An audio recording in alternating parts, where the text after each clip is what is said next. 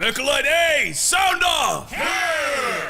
Mechalite B, sound off! Here! Mechalite C, sound off! Here! Here! Mechalite D, sound off! Mechalite D, report! Sound off! Barricade 4 is falling, Sergeant! Barricade 4, it's crumbling! Steely, you and your brother fill in the flank at Mechalite D! Where is your brother, soldier? What are you doing just standing there? It's time to get your ass in gear and stop fucking around! Get going now! What? Ash? What the fuck is that?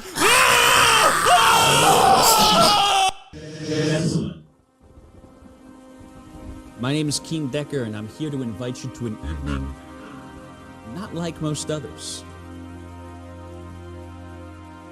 An evening where 4 streamers are pitted up against one another in hopes for fame and fortune. Will one streamer rise to the top and unlock fortunes like no other? Or will they all fall victim to the horrors of Marth's Dungeon?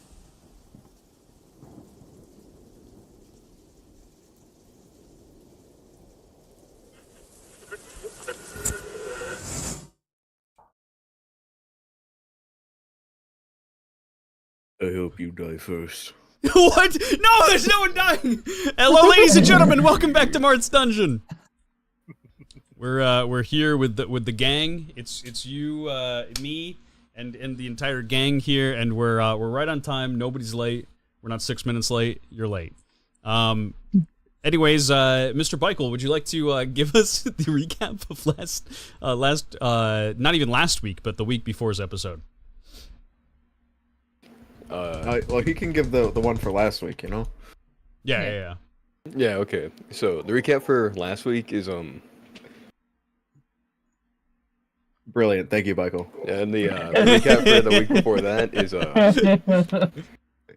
so, I'll do it in order because there's a lot of, the classic Soliot jump cuts, so I'll just do it. I'll say for the first one, we start off with pivoting, oiling up, and doing the worm shaker. If you are confused, good. Go watch it. You'll wish you didn't. Yeah, you'll wish you didn't, but like you can't understand unless you do. So, confusion only enhances the experience. And then after doing the worm shaker and mogging the people there, literally, he then goes and plays darts with an old man. In which case, he proceeds to berate. Use fucking CIA secret tactics and gaslighting to win. And Slythe plays a fat dude in a game of pool. Or basically pool. After that, they talk to the demonetizer, which is 100% not just an outlet for Keen to vent about YouTube's shitty TOS. Of course. Not even that little bit. He's pretty cool. He gets one taps by Slythe. And, that's about it for, the bar there. We find out that the kid is, Renthal. That's interesting. Renthal, the very well-adjusted individual from Soliot's backstory. Well. Let's see. Let's go to the memories part. Memories is, Tim's, Tim's introduction to Soliot, basically how he came to be, how Soliot kind of decided, let's put him in the basement forever, or not even the basement, put him in the forge forever, lock him up there. Other jokes cannot say on YouTube, at least for another hour. Oh no. But yeah, fun times. We actually had a script for that one, so that's some proper cinema. Meanwhile, Marth is voring Soliot again on the in the memories. Honestly, I think that's all that happens there pretty much, except for like him like not rolling a nat 20. Once again, context needed. Go watch it. Also, in Soleil's memory, I believe it shows Aegir, the dragon, in Tim's backstory, dying. Yep. And let's see. In the actual battlefield, so Thames tosses look down something called the Preslith key. The assumption was that it was a kind of master key. It is, skeleton key. However, it also turns the door into a portal to a random place. And it just so happens that they chose, or ended up with rather, the most isolated place in the entirety of the map. A place where they should not be. Also, like, a land entirely full of, like, godlike beings. Which, Max belongs there, Look Down doesn't. What the fuck? Hey. Real. Don't say the quiet word out loud, dude. Fuck, that hurts. But, they're chilling there. You'll probably see a little bit of that here soon. They unfortunately got off-screened in the first 10 minutes of the combat, which happened within the first 30 minutes. But yeah, it kind of carries on a little. Thames gets owned by a death laser after using the Ring of Resting Favor to take a long rest. And then he calls down Forfodin, who revokes his own divinity to fight the Husk Dragon with Thames. Does a fuck ton of damage and then dies. The consequences of which, probably not that bad, right? Right. Not too bad, Let's see. After all that, we go back to the game show. Pivot walks down a not Star Wars, you can't say that hallway. Copyright-free wars that happen in space. Hallway. Sci-fi hallway. Yep. And then realizes slowly that the brain rot, he cannot escape. And realizes that it is in fact Boba Fett, the e-girl streamer. I don't want to dwell on that one too much. Mercifully, it does not proceed further than that realization. Yep. And to end off the recap, to kind of put us directly where everyone is. Yep.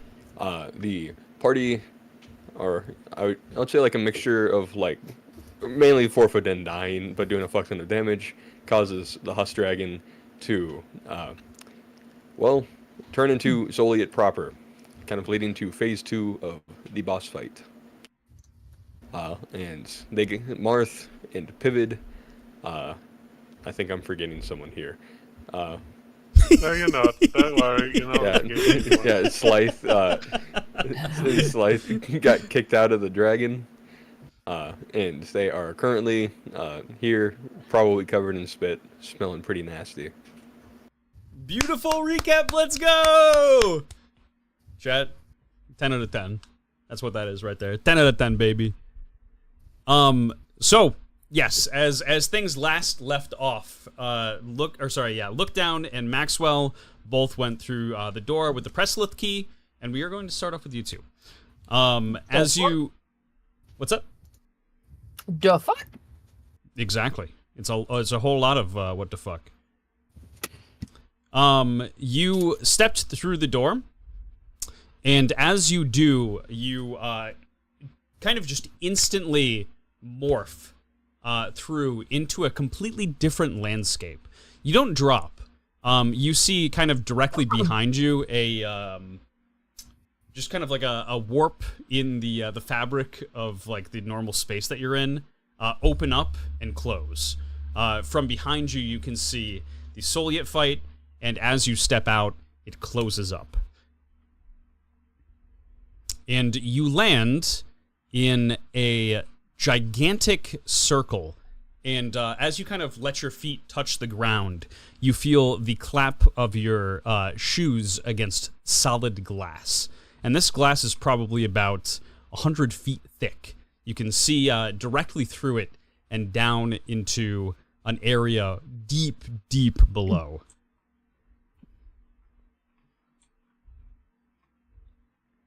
And Maxwell kind of falls over himself on the way out. Where the fuck are we? Is this more of her stuff? And Maxwell looks like directly down through the ground here and sees like he has that feeling of instant vertigo of when you're really, really high up and you do not like heights. And Maxwell kind of jumps back and he's like, no, I don't think so. Oh god, I feel sick to my stomach. And he kind of looks around and he sees all the very colorful trees.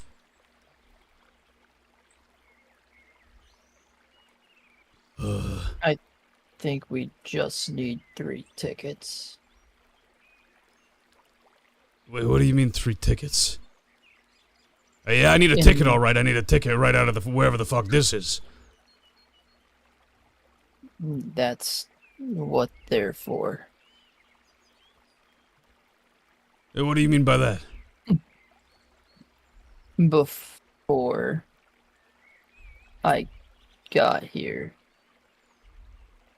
we had to play 2 things to get tickets. Oh, I got you. Inside the, the mental dungeon. Yes, I guess. Yeah, how was that, by the way? I hate to admit it, but I spent a good many years of my life doing stuff like that. It kind of gets to you after a while. It's kind of weird, huh? Lots of bad. Yeah. Definitely saw a lot of bad things in the moral sense and the you ever see something with your eyes that you feel like you're just not meant to see?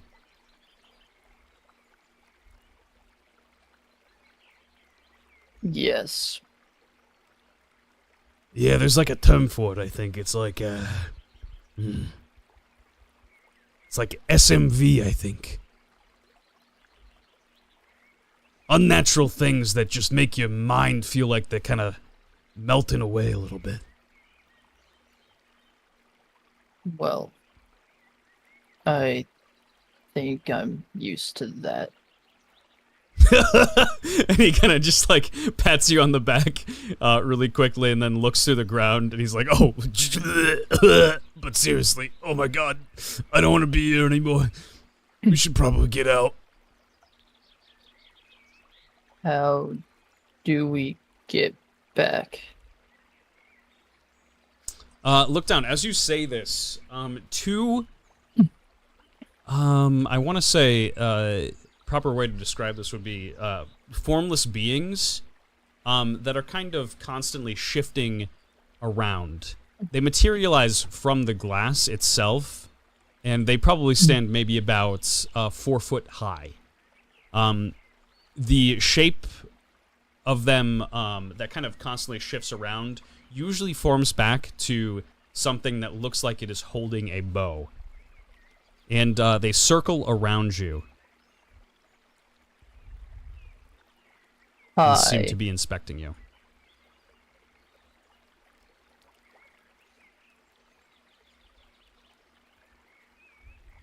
You said, hi. I just said hi, yeah. And this one right over here kind of looks back over to you and says, Interloper,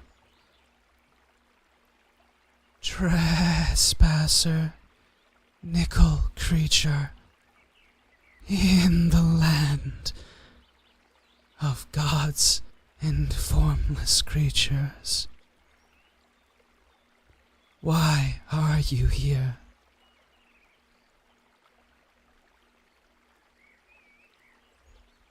I don't know. they look over to Maxwell. Yeah, I have actually no idea. He's probably the one that has a little bit better of an understanding than I do. We just kind of, we were in Mechalite, the Sending Tower, and he kind of slows down his speech and talks, pretty slow to these individuals. We went through a door, and now we're just here. I don't know where here is, but we're not meaning to trespass here. We just want to go home. Can you get us back? And the creatures look at one another. They seem relatively confused just as to how you have, made your way here. And they state, "Nickel creature, we can send you back. Where were you?"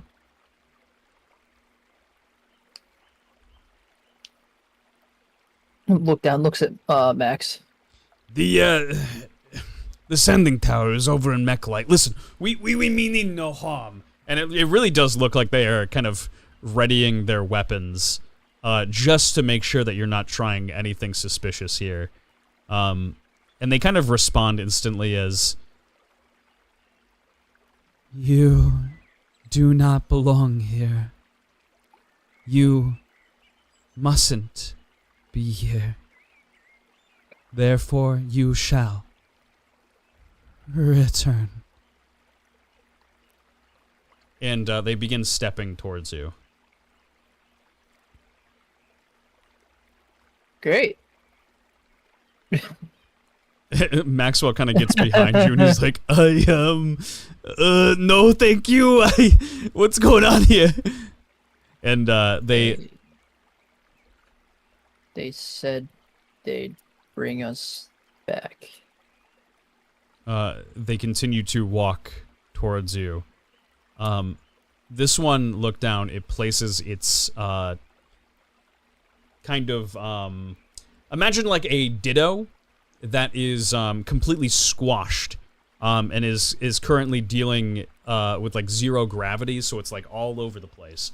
It places what would probably be its hand directly onto your chest, and it starts to sink into you. And then this one kind of takes its, head and pushes it directly into Maxwell's back, and Maxwell just kind of grabs your side and says, "I don't like this. It feels cold inside of me."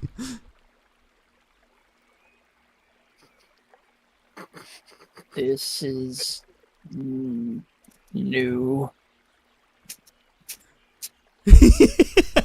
And as these things fully mold into you, you feel yourself begin to dissipate from this plane itself and disappear. And we are going to load up the Sending Tower. There was some kind of torturing thing I could have probably thrown in there, but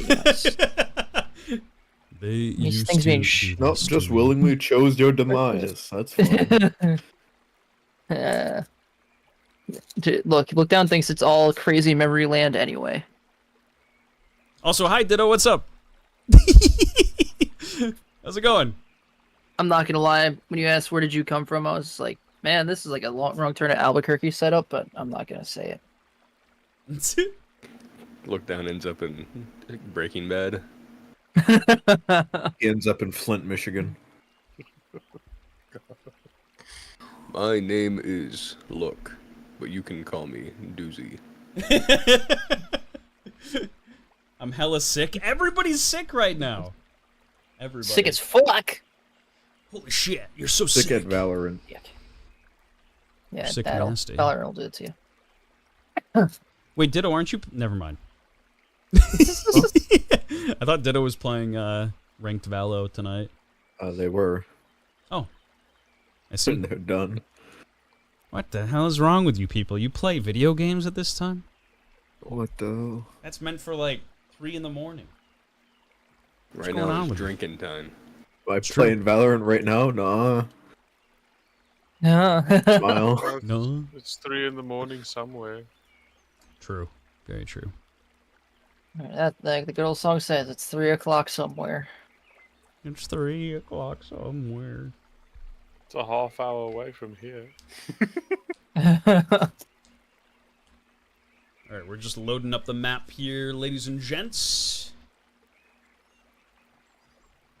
Just be 1 second. 1 second. Can we like have like a forked flight for Maxwell so he gets like sent and deported like elsewhere? You know? What? You know, What? like, send him somewhere else. Guantanamo? Yeah. Not the island. He doesn't deserve to go there. Oh but- no.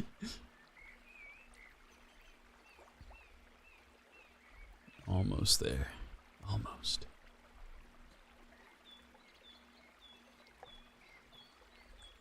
All right. Let's see. All right. So, as Soliet protrudes from this dragon, she protrudes from the chest. The dragon's kind of head hangs over the rest of her body as Marth and Pivid both get kind of hot dropped into this area. And Soliet grabs her hands and places them on her head and begins shaking them. She says, "No, no, no, no, no. I wasn't done yet. I wasn't done yet." And she looks to Thames, standing right in front of her. Tim's kind of on the brink of death, says, "But I was."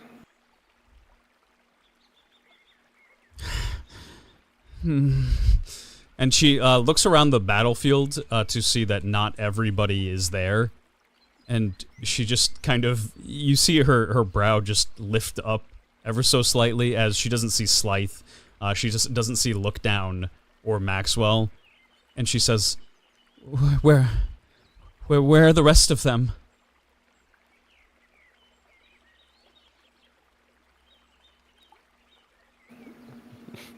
That's a good question. Maybe that's something we have in common. We don't know where the fuck they are. Oh. And as you say this, appearing from directly behind you are Lookdown and Maxwell. From outside, or sorry, from the inside of their bodies, two formless creatures. Let's see. Let me grab them here. They poke Cosmo and through. Wanda? Yeah, essentially Cosmo and Wanda. Pop out of the chests of both Maxwell and Lookdown, and they see the giant dragon standing at the center of the platform here, and they instantly teleport away, not wanting to deal with it whatsoever. Oh, Jesus. Behind a rock, fat man. He just hears on the wind. And he looks over to you, Lookdown. He's like, "Oh, come on, man. That felt terrible." It was fine. He's just kind of looking dead at the dragon. And the burning god. Yeah. Yeah, He's looking at the dragon. And Maxwell, his adrenaline kind of falls, and he begins to feel the immediate pain that is kind of in the surrounding area. Soliet looks to the entire party here, and she says, "Well, I suppose this is the last time that I should give you a chance." And she looks to Marth Silmance and says, "Is it to be peace, or is it to be violent? We can do this the hard way. Or we can talk.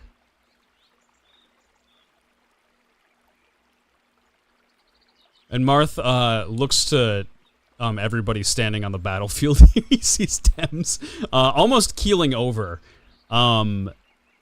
He kind of sees everybody minus Slight, who is completely kind of just invisible to the world right now. And he says, well, I couldn't help but say that I am intrigued, yes. But that's not my decision to bear. As After he's all, speaking, we I'm came- creeping up on the husk. And he says, after all, we did come here for one thing. And one thing only. Thing behind Thames, not the dragon. Oh, gotcha. I see. Wrong target, wrong target! Ree. And Soliet looks to all of you and says, well, what'll it be then? There's much that I have to tell you. However, should you just wish to take out your rage, then I'll let you take out every ounce. Until... well, your inevitable deaths. I promise, should you let me show you what I wish to show you, I will not attempt to ascend. I will not attack any of you, but I need to have your absolute understanding and cooperation in this matter.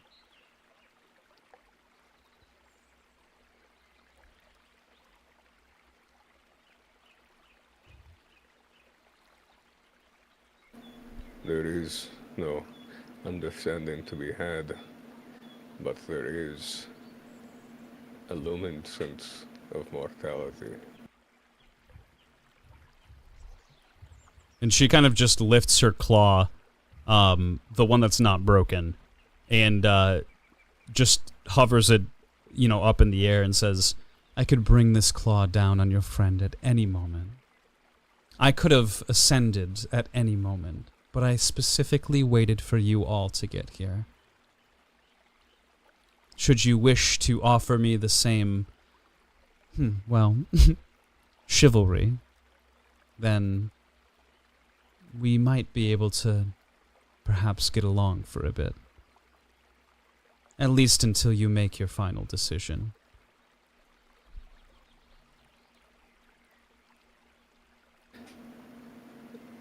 Stop the fog.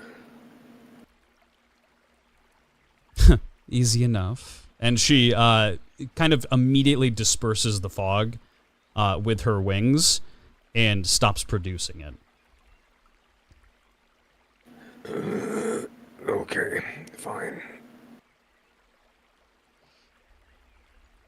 And the rest of you?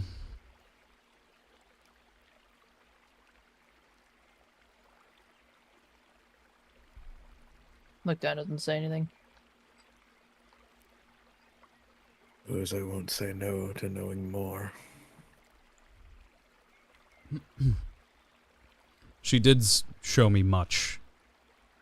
Nothing all that recent. She, in her memories, took me through a lot of different phases of her life. And I, couldn't help but be curious as to where it ends. Look down actually does step forward towards next to Thames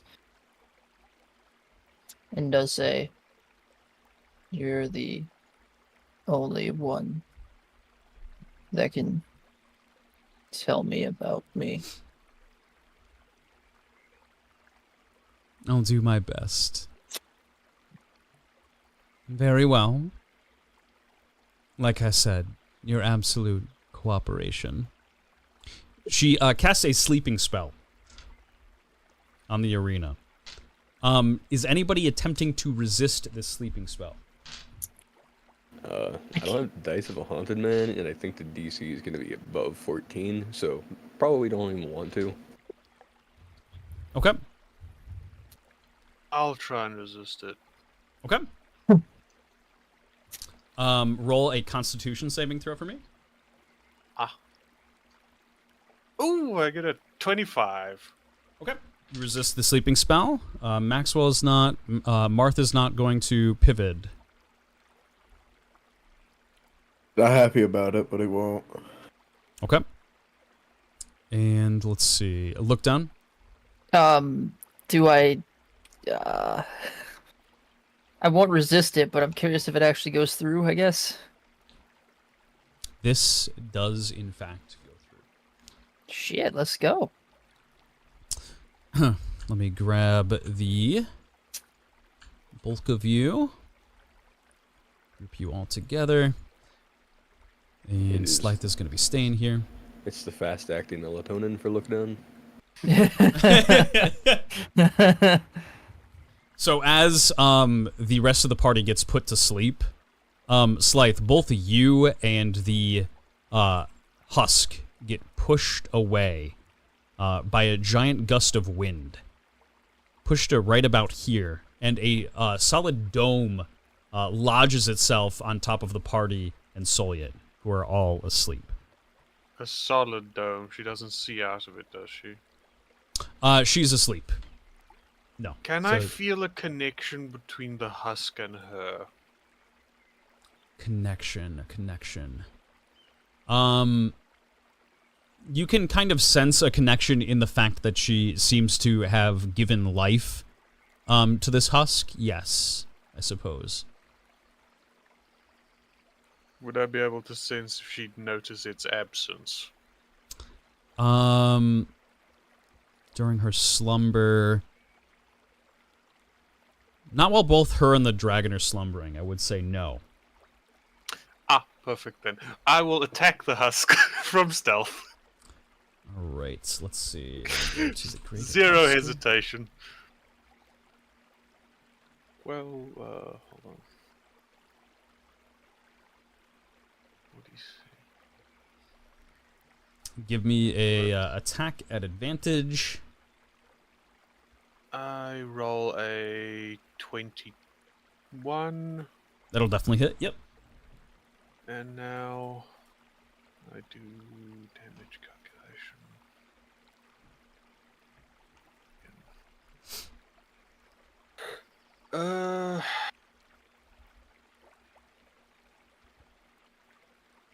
It's 12 damage.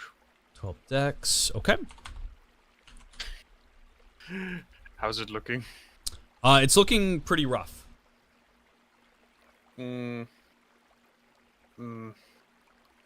Oh, I'm tempted. Oh, I'm tempted to fucking try it again. But no. I'll hit it again. Okay. Nat 20! Nat 20 will most certainly do it, yes. Does that crit or do it? Oh wait, shit! I rolled with the 20. Oh yeah, you have to roll with the d6s.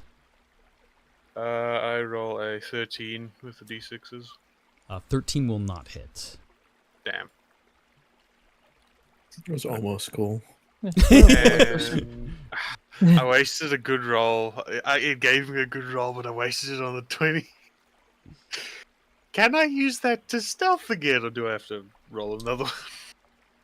With a bonus action, if you have a bonus action available, which you do, you can stealth. Yep.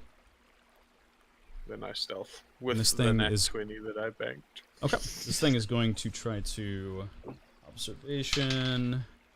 It now I'm gonna stay behind brother. What? Nat ones, which will. Oh yeah, this thing is it rolls like a -4 altogether. Okay. It does not Must have notice been you the go wind. invisible again. It must have been the wind. Yeah, it literally NPCs you. Let's see. And as that comes to a close, I'm gonna grab these tokens, copy, and we're going down. to full screen we go. Zoop. You see Solyet sitting in a large throne with Pavanya, who you had seen earlier, sitting in a couch. She has her hands kind of directly on her face. She seems extremely confused and very lost. And Solyet walks up to her and sits down on the couch next to her, puts her arm around her and says, "No, there. I know, I'm sorry. Things must be very confusing for you, but you don't need to worry anymore. We have company." And she points to the rest of the party. I'm gonna go take the stool that's to my north and sit on it. To your north here. The red one. Oh, this one here? Got you. I just cast a quick heal on him. It should be 8 HP. Big. Huge if true. Marth looks around the space here. Now that it's fully lit up, and he just kind of begins walking forward, unrestrained by chains anymore, and he says, "This seems to be pretty reminiscent from the basement. Is that intentional?" "Yes, well, this is what my original home used to look like. Well, I should say most of it." She stands up and looks around. A little bit of combining of the dining room and kitchen. And, you know, prison cell over there, but nothing's really ever that perfect. But it makes me feel at ease. I like to come here when I have to think about stressful things, I suppose.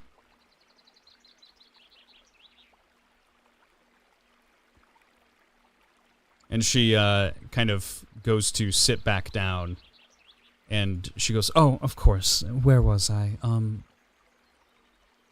I had shown you memories previously, Marth Silmans, and I admit that I am quite surprised that you are interested in seeing more. You seemed rather off-put by the entire idea."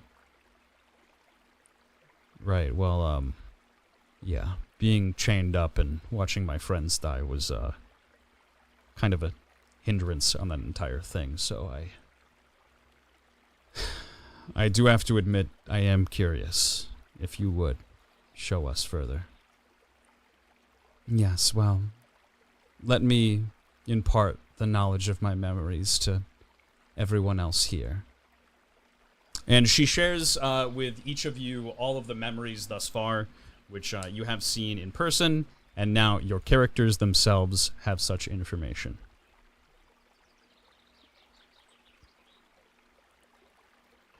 If you have any questions at all, please let me know. I know it is a lot. I try to pay attention during that, but there is one present and far than soul. I want it back. Not so fast. It resides right inside. After we finish our business here, well, we'll discuss that matter later. Does that seem fair? Fine. I believe there's also another one that resides with me that you all know.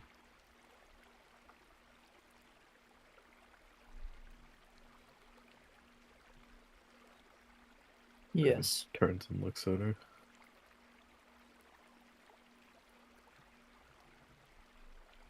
And what does she mean to you?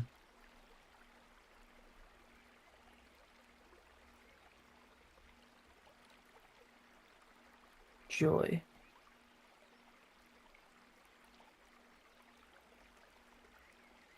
She was a companion that helped us very much so along the way. She was a friend. Yeah. A friend. I see. Very well then. Her back. Just what kind of position do you think that you're in? I don't care. Wow. Okay. Well, and she kind of leans back in her chair and claps her hand. We'll see, should things go right, maybe I can release her. But until then. And she takes you all into her memory.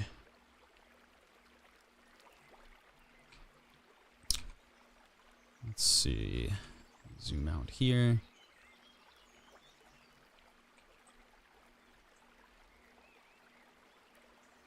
So you last left off with her memories in which she, as Baikel had recapped before, had killed Ajir.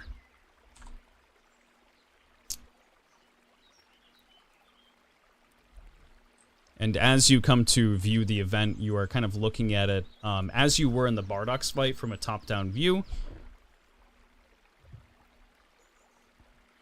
And you see Solyet sitting in her throne. And this is about... this is quite a few years post the events of her last memory. To a point where, as she kind of leans in and tells you... This takes place from where Lord Rodrigue, had taken his rule in Mechalite. King Desmond II lived until about 110 years old. And I would say that I am jealous for obvious reasons, but I suppose I had my own blessings to do with that. No. Lord Rodrigue was just about 5 years old when he took the throne of Mechalite. He was very green, he was very sweet, and, well, Niall took notice of that instantly. She sent a letter to my manor that I received,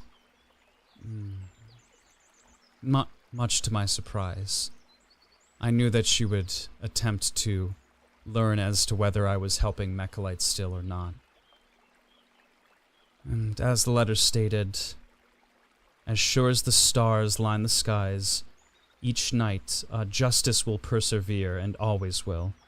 Hostile objector of the law, surrender yourself by dawn or be removed by force. Your charges, as many stated, are 1. Conducting of illegal and immoral magics, namely necromancy. 2. Premeditated murder of Davian Ray, who was my father. 3. Illegal purchasing and building on government property. And 4. Conspiring against and plotting the demise of Niall, the goddess of order. By these counts you shall suffer a penalty of death by the hands of Niall.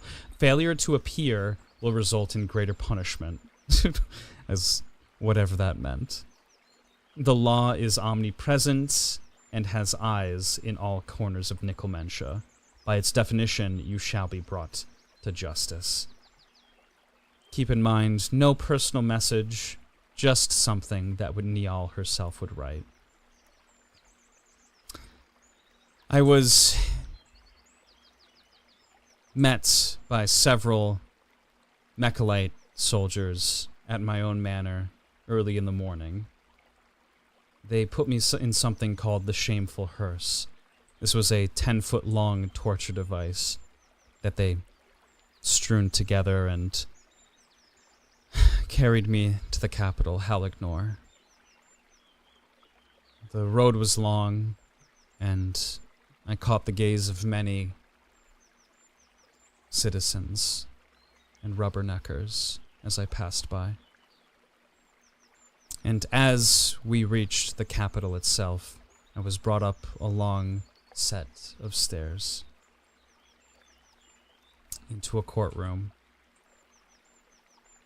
There was no one else inside the courtroom other than the judge, myself, and Niall. A couple of Mechalite guards to oversee. But no one in the entirety of Mechalite came to my defense as a witness. They all benefited from my magic and my potions. However, they just knew me as the witch. And the trial itself was boring. They went through all the different crimes very tediously, very slow. I looked up to Niall, who looked as if a golden eagle sitting upon its perch. She didn't dare give me the time of day to look back. As the trial reached its verdict, the judge brought his gavel down upon the table. However, before he was able to deliver such verdict, a young boy barged through the door. It was none other than Lord Rodrigue, 5 years old. He ran into the courtroom and marched his way up to the bench. And you see Lord Rodrigue kind of dash up to the bench here, and he looks directly at the judge and says, "Who was it that sent for this woman's arrest? I demand you name them." And everybody in the courtroom, their jaw just kind of drop at the same time. And he looks back up to the judge and says, "Solyet is a prized worker and has been for a long time of the Empire. Her work has been momentous and beneficial to every resident in this country, and now I must show up at my own courtroom to find I was neither notified nor asked about her arrest." And he looks over to Niall, and he says, "For a goddess of order, you lack dignity and honor. So much so, to grant this woman a fair and just trial. You've defiled my court and sullied the meaning of the law. Solyet Alexandrite is hereby absolved of these convicted crimes, and this court case is dismissed."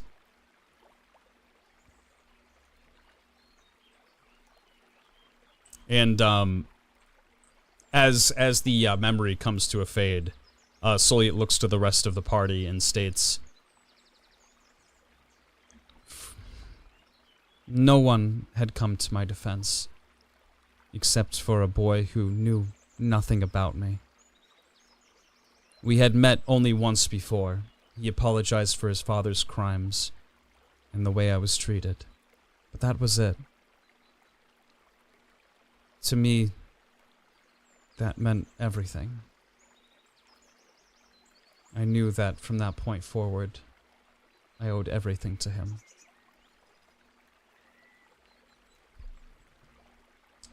As the years went on, I helped Lord Eldrin, or helped Lord Rodrigue as much as I could.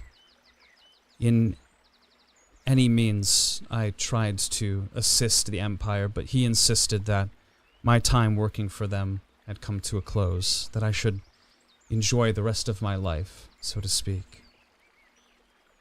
That was until 45 years later, I was called to Velmore Castle. Not by Lord Rodrigue, but by Lord Valen. It seemed as if Lord Rodrigue had come across some illness, something that was incurable. And to them, none of their medical practitioners could fix him. They sought the assistance of a witch. She takes you all down to her next memory.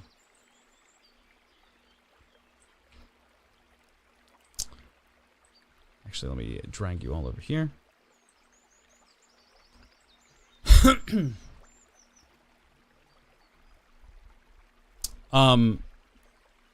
Soliet, this is the inside of Valmore's castle. And Soliet is kind of seen sitting at the end of the dining room table here, just sipping down a glass of wine. There are several servants that are kind of rushing to her side, asking if she need anything, kind of just giving her all the care and attention that she probably would be asking for. And as she is consuming this wine and enjoying her food, Lord Valen walks to the end of the table and sits down. He looks across the table to see Soliet, who looks back over to him and says, "Mechalite has no class, truly. Why is it that I'm always dragged around to fix others' problems for them without being properly treated first? A lady such as myself deserves to be adorned, even not for just a fleeting moment." And Lord Valen, who seems pretty unimpressed, looks across the way, still trying to be relatively courteous, and says, "Apologies, Soliet. You'll have to understand that the situation we're in is rather dire. As it stands, Rodrigue only has a couple of weeks to live, my Patovian king." And she kind of picks up the glass and swirls the wine around, pressing it up to her lips. "Yes, and why is that?" "What do you benefit from knowing, might I ask?" And Valen kind of stands up and gets closer to her, leans in on the table here, and says, "Rodrigue means the world to me, means the world to all his people. All of Nickelmentia benefits from his recovery." "Of course. Uninspired, boring sentiments, my dear Valen, of which I have no interest in. Not to sound cold, of course, but he's just one man. The outside world will write a book about him, mourning him and speaking of his great accomplishments, and he will be forgotten as quickly as the sun sets. To outsiders, he will be remembered as just another." And as she's kind of saying this, Valen walks over to her, grabs her face, and slams it into the table. "Rodrigue will go down in history as Mechalite's greatest lord, and he will be remembered by every duke, sailor, singer, and commoner alike. Whether that is now or 20 years from today that he dies matters not, but I will not let a spineless witch project her half-drunken shortcomings upon my brother's name." Soliet, very kind of shocked, sits back in her chair, grabs a cloth and begins to dab a little bit of blood from her lip. "Yes, well, my mind is made up then." "And that might be?" "Well, darling, I was interrupted in my home in the middle of some very important business of my own. I was rushed out so quickly that I didn't have a chance to find someone to look over Thames, and he can be such a rascal. I needed to make sure that my time was being used effectively, or perhaps I was waiting for you to stop bullshitting me and tell me the truth. I like to think that it's a mix of both. Your brother's illness is unique, but not uncurable. I could tell from a passing glance that he's in a dormant state, derived from divine punishment. This punishment comes in the form of symptomless sickness called Bellix wasting." And it kind of piques Valen's interest. He's never really... You can see on his face clearly, just plastered, that he's incredibly confused. "I don't believe I've heard of such a thing." "I wouldn't expect you to. It's not something that happens very often. In fact, maybe it's only been a handful of times in history. But it stems from a reaction to touching something of incredible divine power without the permission of gods. The symptoms, like stated before, include nothing but a slow hibernation that eventually leads to death. Divine power, you say? Listen, I know not where the object is, but I do know what it is. And Valen just kind of keeps a blank stare at her. She leans into him again and says, "Oh, come on, what's a lady gotta do to get some attention? Royalty is so dull." Listen, I do not know what manner of witless pawn you think I am, but I guarantee you this odd, bratty seduction act will not work on me, and is certainly no way for a lady to act in a royal house. But if lack of empathy for your odd condition is what you would consider dull, then yes, I suppose I shall be dull then. Sulyat kind of sighs and just states, "I want it. Give it to me, and your brother will be saved." No. I love my brother, but his life is not a bargaining chip, and I will not have a price placed upon it. Listen to yourself. Everything has a price. I apologize for keeping you from your business. This Thames seems to be quite a character. I hope your coming here doesn't cause too many issues with him. Although, if he's as any disagreeable as you, well, blessings from the Creator for that. And he points towards the door. She pushes her chair out and moves over towards the exit. She briefly turns around before the staircase and states, Yes. You're making a mistake. That's all. And she leaves.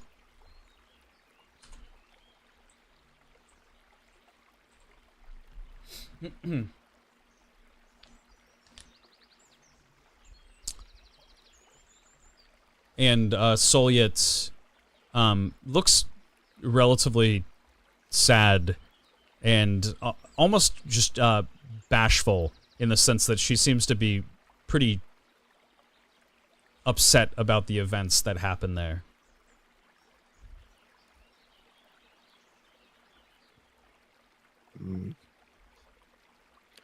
The way you spoke of Rodrigue from the courtroom, I'm surprised you didn't leap at a chance to help him. What changed in the time between? I don't know why he didn't accept the help. Perhaps I might have been asking for too much. Perhaps he might have known of what I was asking for.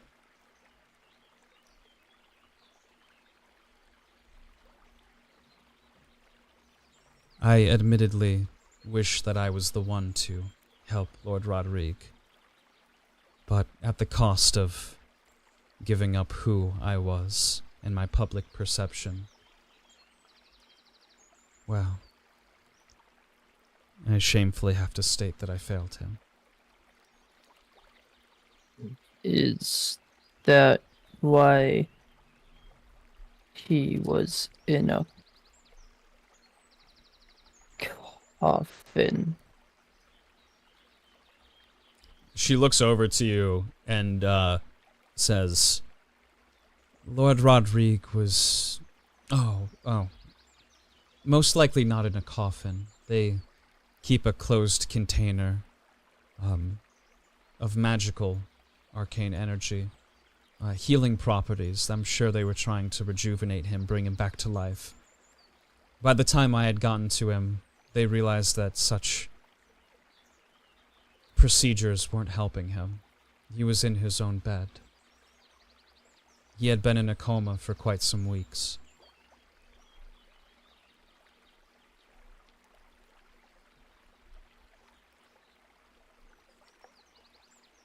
did he wake up?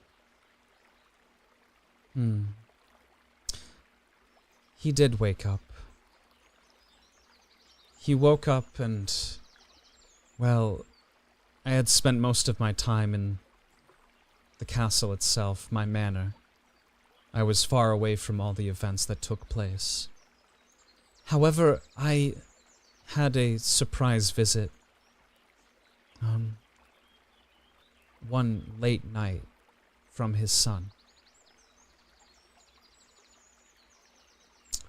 As she states this, she brings you all to the next memory.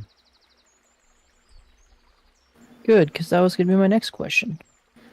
Yeah, Tim's is kind of silent because of the 4 for them thing, but also the whole negotiating for your brother's life and wasting is a little too close to home, so... Oof. Scroll down.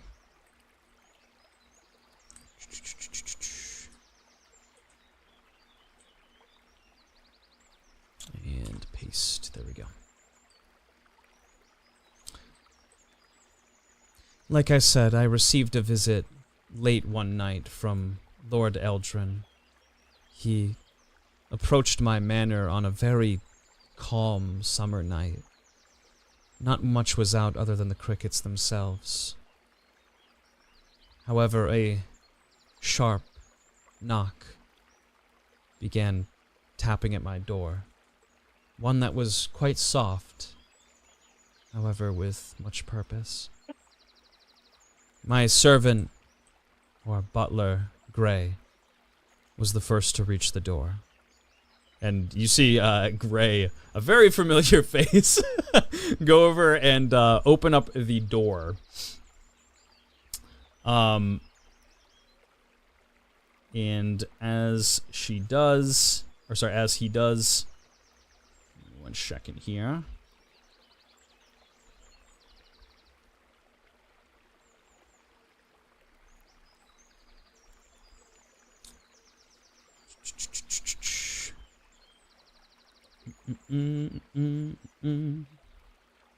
I almost forgot what he looks like. Would have been a mercy. You can see that he is quite tired. It seems like this is probably around like 3, 4 in the morning. He's been kind of woken up out of the dead of his sleep, and he's the closest to the door and the butler. So he kind of makes his way down to the door and just slides it open. He sees a young man just kind of standing right outside the door. Probably, he's maybe about 13 years old, very short for his age. He has exactly the kind of expression plastered on his face as he does now. And Gray opens the door and he says, Yes, can I help you? Forgive my late intrusion, but I'm after, or rather I seek urgent counsel with Solyet. I am Lord Eldrin. It's a pleasure to meet you. Gray just kind of begins to close the door a little bit as Eldred seems to try to be forcing himself in, and he says, "Then I'm afraid that you'll have to come back in the morning. My lady is currently asleep." Eldrin kind of keeps the door propped open a little bit, and he puts his foot as a wedge before it gets closed, and he looks at him. He says, Yes, but well, I've traveled quite far. I'm not giving you an option, really. I know she's here, so go fetch her. Gray sighs and makes his way up to Solyet. Eldrin steps in and kind of makes himself at home. He sits over in the dining room area, and several servants kind of flock over to him as he begins ordering various things. And he looks over to one. He says, Yes, make some tea up for me and your lady, would you? We're gonna be here for a bit. And after a kind of long period of time, Solia begins to make her way down the staircase here. She seems to be incredibly tired, and she kind of just stares at Eldrin from a distance. Made yourself cozy, I see. You have quite the staff here. The best Mechalite can pay for, truly. I wish we had such attentive servants at the palace. You have done well to train them. And he pulls out a bag of coins and kind of plops it right onto the table. The staff kind of just gathers around the table as it's, more money than most of them have seen in years. And he waves his hand and goes, yeah, go on then. Take the coin and spread it between the workers, or toss it out of the window. I don't care, quite frankly, what you do with it, but it's killing my appetite. The workers take the bag off the table as Solia kind of just moseys over and very quietly sits down. I heard that there was no welcoming party for you when you visited Velmore Castle. That, and you had to deal with my dreadful, boring uncle. And he puts a biscuit in his mouth and he kind of gives like a me as he laughs and puts the biscuit back down on the table. And that's what I like about you, you know? I can see that you have the understanding that nobility should all get along.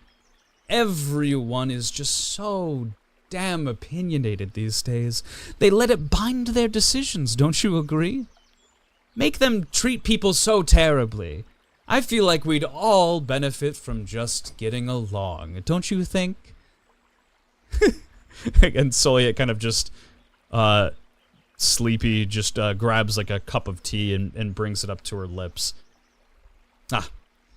Many people think just because you're a prince that you don't engage in important affairs, but let me assure you that is so far from the truth. While some princes like to live on the lap of luxury, I love getting right into the nitty-gritty. Talking to people, getting out of the stuffy castle and just talking to people. That is what it's all about. Don't you agree? And that's why I'm visiting you tonight. And Solia just kind of places her tea on the saucer and sighs. Eldrin, seeing that he's not really capturing her attention, stands up and begins to get very vocal with his body language. Brass tacks and not iron lungs, right? Well, okay, let me just get right to it. You seem like the matter-of-fact kind of gal. I observed a conversation between Niall and a demon that had been housed in our castle dungeons. The demon told her about some red stone my father had inside of his vault. And let me tell you, this was a surprise to me, as no one really tells me much of anything. So, listen. And he sees, that Niall is starting to perk up a little bit. I put some real man-hours into this. I had to go look into the dungeons and sneak around. This is a big deal for me. All right. Well, so, she called his bluff. I'll strike you down with fire and brimstone kind of stuff, you know? The demon, he was really, really insistent, though. Honest, even. Told her something like, maybe you'll feel satisfied killing someone who's telling you the truth? Now, Soliet, I've heard from reliable sources that you know Niall better than any of us. She, to my surprise, walked up the stairs and into the vault herself. After that, I don't really know what happened. But, anyways, I spoke to her the next day, and, Eldrin saying this is the one thing that really, really catches the attention of Solia, and she leans into him and says, No, what do you mean you didn't see what happened next? Yeah, I don't know, she just ran up the stairs and I had to make my escape. Who knows what she did inside the vault, but honestly, you're missing it. I'm trying to paint you a bigger picture here. And Soya just like sighs and leans back in her chair. So, I spoke with her the next day. I introduced myself as the heir to the throne, and she happily put her hand on my shoulder, told me that she was excited to work with me in the future. Now, I am not daft. My father has never seen eye to eye with the goddess. He's always stood in the way of her plans and his plans vice versa, okay? Listen, my father thinks that his brother killed his own wife. And whether that's really true or not, I don't really know or care. But he also thinks that he purposefully tried to usurp his kingdom out from under him while he was in a coma. Now, I am not a bad man. But I know that if the ends are good enough, that means that the means usually justify them, right? Usually. I mean, it's like a tree that is plump full of cherries, and the only reason that you can't take a handful of them is because some people are afraid that it might endanger the future life of the tree. Okay? But that first bite of the fruit is so rich and so delicious. You know it's worth it.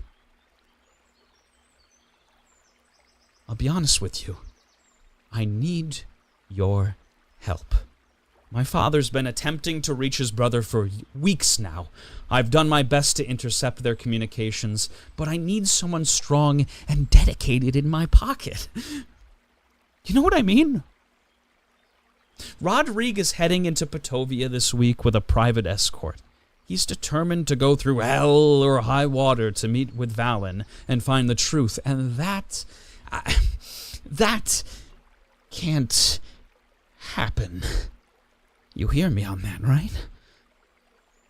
I know that you're a witch. I know that you understand how to make something appear as if it was an accident. And Soya kind of pushes his chair off to the side and says, "Leave." I'm sorry? Get out. Never come back here again. You're making a very unwise decision, and I will not be dragged into it with you.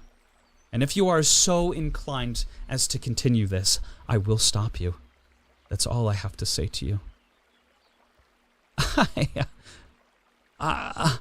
If you're frightened, I am not frightened. I am defiant. Really, what did you think would happen? Lord Rodrigue stood by my side when no one else would. To the rest of the world, to you, I am just a witch. But when Niall had me dead to rights, he was the one that saved my life. And to him, I owe my life. As his father, I would hope you understand what type of man he is. And Eldrin, very shocked by this response, widens his eyes and tosses the chair off to the side. You're right. I know exactly what type of man he is. The kind of man who is unfit to handle a kingdom. He single-handedly released our grasp from centuries of progress. Don't you understand that? The goddess of order can't stand him. I can't stand him, his own son. Yet, the one that stands with him is some decrepit old bitch who works as the kingdom's lapdog?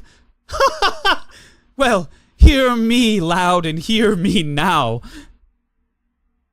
You'll be working under a different rule soon enough. Get yourself accustomed.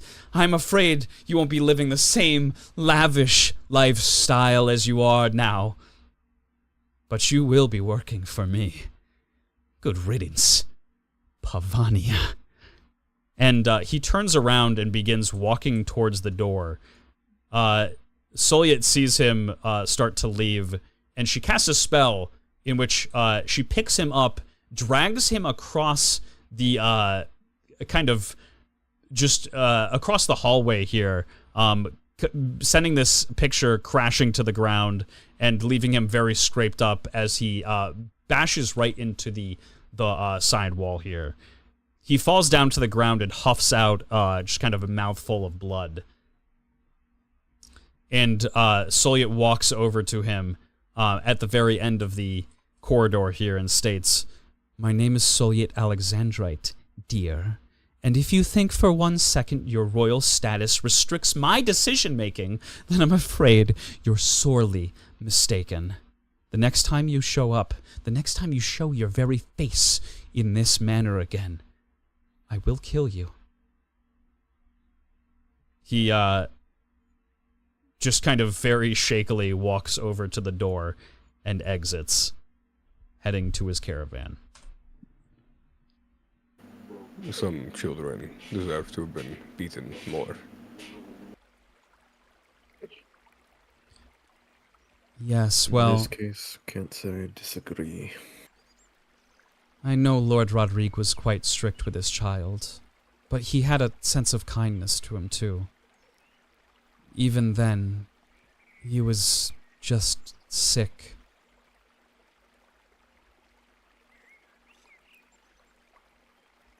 I mean... Tim's gives you nasty side eye. To Solyet? Yep. The second she says sick. What do you mean, sick?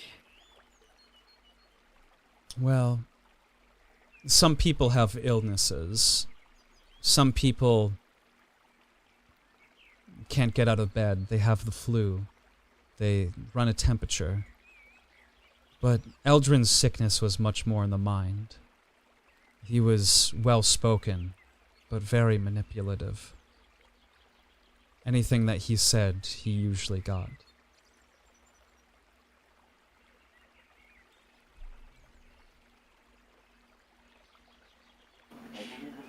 Tim starts to speak and then doesn't say anything.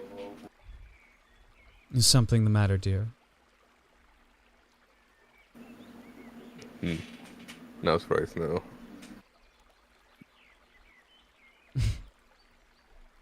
Very well. And Marth seems to just be kind of glaring the entire situation. She catches his eye just staring over the memories. She knows quite well that he has regained his memories and knows much more about Lord Eldrin now. And she looks back over to the rest of the party and says, "Very well.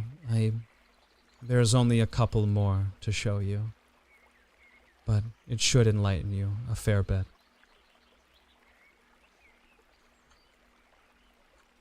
And, she takes you down to the next level here. Yeet. Oh, wait, oops, I lied. She doesn't take you down to a level, because they're all on this level. Whoa. Let's see.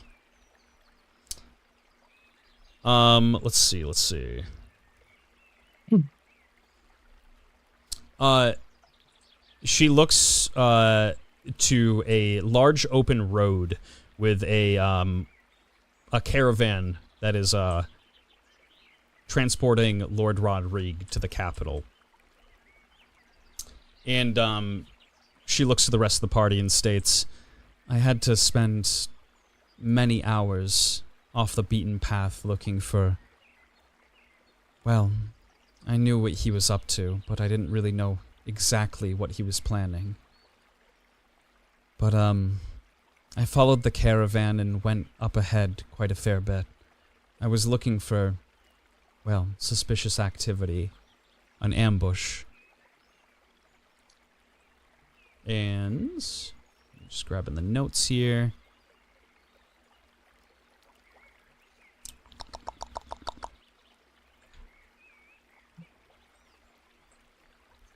Copy these bad boys.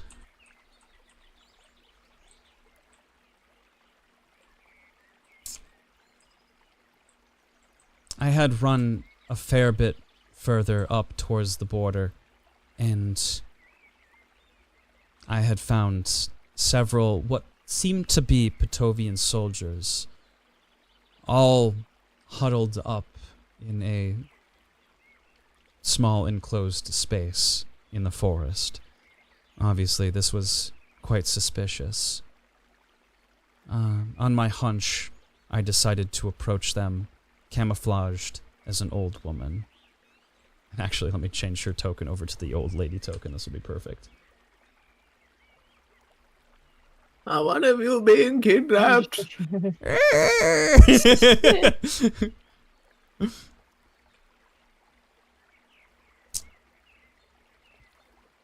Remember when it was simpler? Remember when it was just, you know, walk into a city, old ladies thinking you're getting kidnapped by somebody.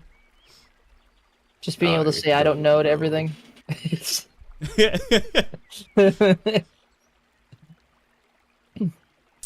see.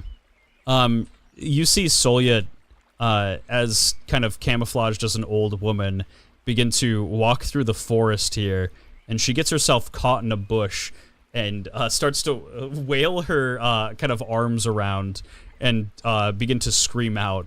The noise of which immediately alerts a couple of the men who run over to her, very prepared to do whatever they have to do. And the rest of these men are just like, yeah, just go deal with it. Come on, like, he's gonna be here any minute now. And as they approach Solyet, kind of covered in a bunch of twigs and leaves, she goes, "Hello, Samuel, is that you? I can't see without my glasses. Are we close to the house? I just wanted to water the populums, but must have taken the wrong turn. I must have been walking for hours trying to find my way back." And she, like, is just, the mercenaries get a little bit closer, and she places her fingers up on the face of one of the mercenaries and begins kind of, like, prodding at his eyes. Pardon me, you're not my son. Oh, where exactly am I, dear? The mercenaries look at one another. One of them slides, this one in the back here, slides a knife from the backside of his belt, and the other puts his hand up, kind of just stopping him momentarily. The one that's close to her puts his arm around her and says, "This is Officer Tomlinson, ma'am. Someone reported something large bustling in their yard, so I thought I'd check it out. I can't get you back home, but, you know, I'll guide you back there off the beaten path, and we'll find out where you live and contact someone you know, okay? The main roads are really busy right now. You know, there's a lot of traffic on the roads, so I want to make sure you get home nice and safe, okay? You hear me?" And she lifts her eyebrows are incredibly heavy. They kind of sag right over her eyes. And she lifts it up just ever so slightly, and she says, "Oh, officer, thank you." And she reaches her hand out to go, like, pat him, falls down and grabs the ankle of this mercenary right here, and tries to get herself up. And this guy goes, whoa, careful there, ma'am. We don't want you twisting an ankle or anything, okay? Now my fellow officer, he's going to help you get home safe, all right? Don't you worry, and have yourself a nice day. Right? And he looks over to his fellow officer and he says, "We'll be fine. Just, you know, deal with that, okay?" And he makes his way back over to his friends. The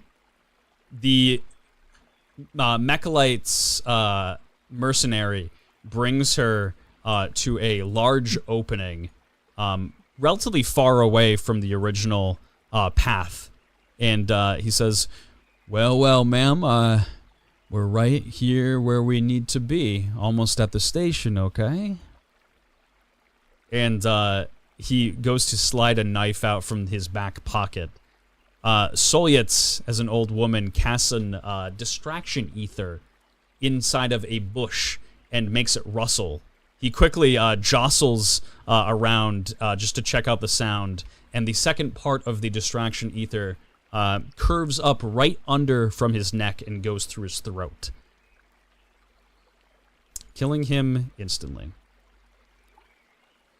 And as the caravan is making its way, these soldiers move in quickly and barrage just with a quick volley of spears into the cart.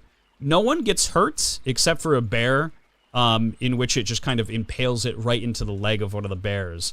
However, they quickly see that nothing has happened. They just wanted to catch their attention, and they begin running away. They all run away, except for the one mercenary that was alongside his friend with Solyet, and his ankle explodes, and he comes crashing down to the ground. And out of the caravan, a large golden knight grabs the mercenary and drags him over to the side of the road here. And he just looks him right in the eye, looks over to his leg that's kind of blown to bits, and he says, "Unfortunately, you seem to have triggered your own trap. Now loosen your tongue before you bleed out. Should you tell me who hired you, I'll save your pitiful life. Of course, it's more than you deserve." And the soldier just kind of looks at the cold stare of the soldier, and he just grunts and says, "Fallon, Sir Loyal, we were hired to just send a volley and we..." And the knight brings his greatsword down on his other leg as Lord Rodrigue hops out of the cart and looks at the soldier himself. "My lord, please don't put yourself at risk." "At ease, Jalik. This is no Patovian soldier." And he grabs his sword and drags it across the chest plate of the soldier. Normally, with Patovian soldiers, they have black steel, which are from a very famous pit in Patovia itself. However, because they weren't able to make a true duplicate, the craftsman, the blacksmith himself, painted the armor black. You see the paint just kind of chip off to the side as he drags his sword across the chest plate. "A convincing replica, but Patovian troops wouldn't stray this far from the border. They haven't for years, and they wouldn't just to make an example. You!" And he kneels down and points at the soldier. He begins to tend to the man's kind of blown off leg. "I'll give you your double going rate as to what you were hired today. I'm afraid you'll need to sell out your fellow mercs, but do that and you can walk away from this. I'm sure you have a family feed just like I do." And he doesn't really say anything immediately, so he looks over to Jalik, who brings his greatsword down to the leg of the man as he's ready to chop it once more. And he begins babbling. Whoa, whoa, whoa, whoa. Rodrigue grabs a hold of the man and he says, "Shut the fuck up, okay? You don't understand really the situation that you're in, but I can offer you safety." "No, man, you don't understand. I'll never be able to work in the guild again. They'll kill me for the rat I am now. They'll cut my balls off and feed them to dogs, man. They're vicious." And Rodrigue just kind of looks him in the eye and says, "That's why you'll be working inside the castle. I mean, without your legs, you'll be probably regulated to just watch duty, but if I can get them fixed up in the next 10 minutes, who knows, you might have a relatively nice position." "All right, It was your son. And as Rodriguez kind of tending to this man's wounds, he takes the needle and twists it in the leg of the man, kind of spinning his skin in a circle. And he screams out, and he says, Oh, sorry, force of habit. My son put you up to this, Very well. Jalik, toss him in the back of the caravan. And get him medical. And he looks back over to the man. He says, Hey, you, if I move towards this border any further, am I going to get any more surprises? The mercenary who's on the ground now is passed out. And Jalik takes a second, stands up and says, Rodriguez stands up and says, All right, well, I guess we're headed back. I'd like to have a conversation with Eldrin in private.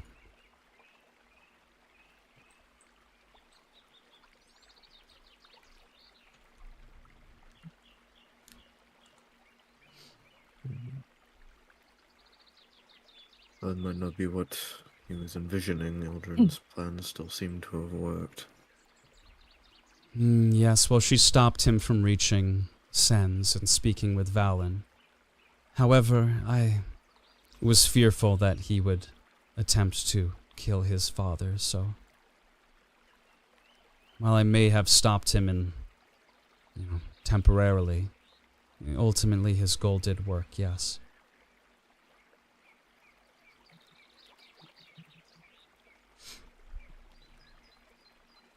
You placed the rune on that man's ankle. I did. It was quite handy. Merely noticed the movement.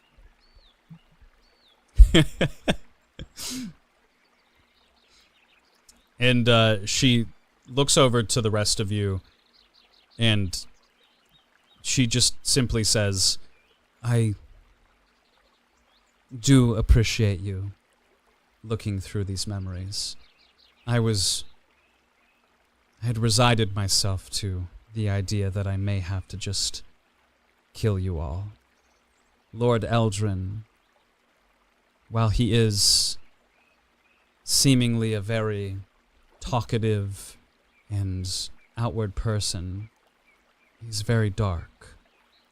I knew he would try to manipulate you all to come here, and I had planned for the worst.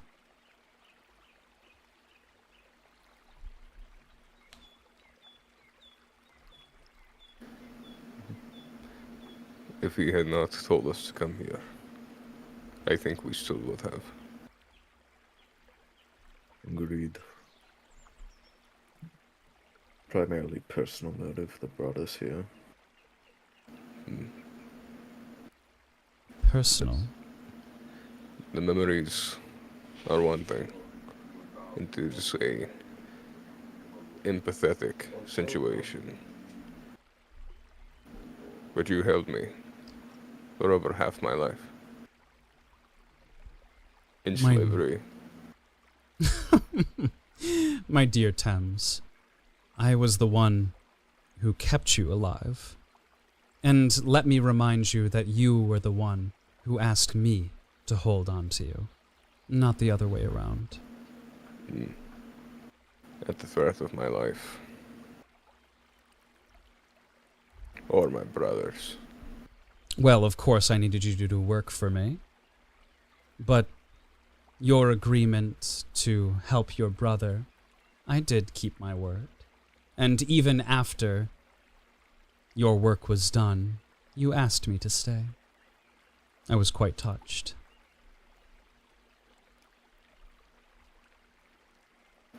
To ensure that you would see a deal through.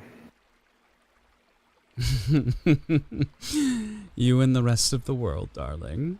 You and the rest of the world. I don't remember asking to stay. Well, you were quite a different matter. By that time, I hadn't much choice. You'll see.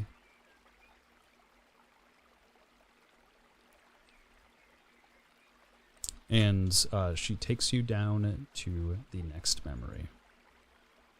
Didn't ask for experiments either. Oh. And as you kind of say that, she just gives you a side glance. Doesn't really respond to it. But you can see that she feels relatively uncomfortable talking about it. And what of being told to work for you in the first place, or die? Yes, well, you know, I was simply helping out a friend. My crime was harsh words from a drunk man. Your crime was demotivating a fair amount of your own kind to waltz to their death, to stop caring. They looked up to you. They looked up to a drunkard. They did. Shame that.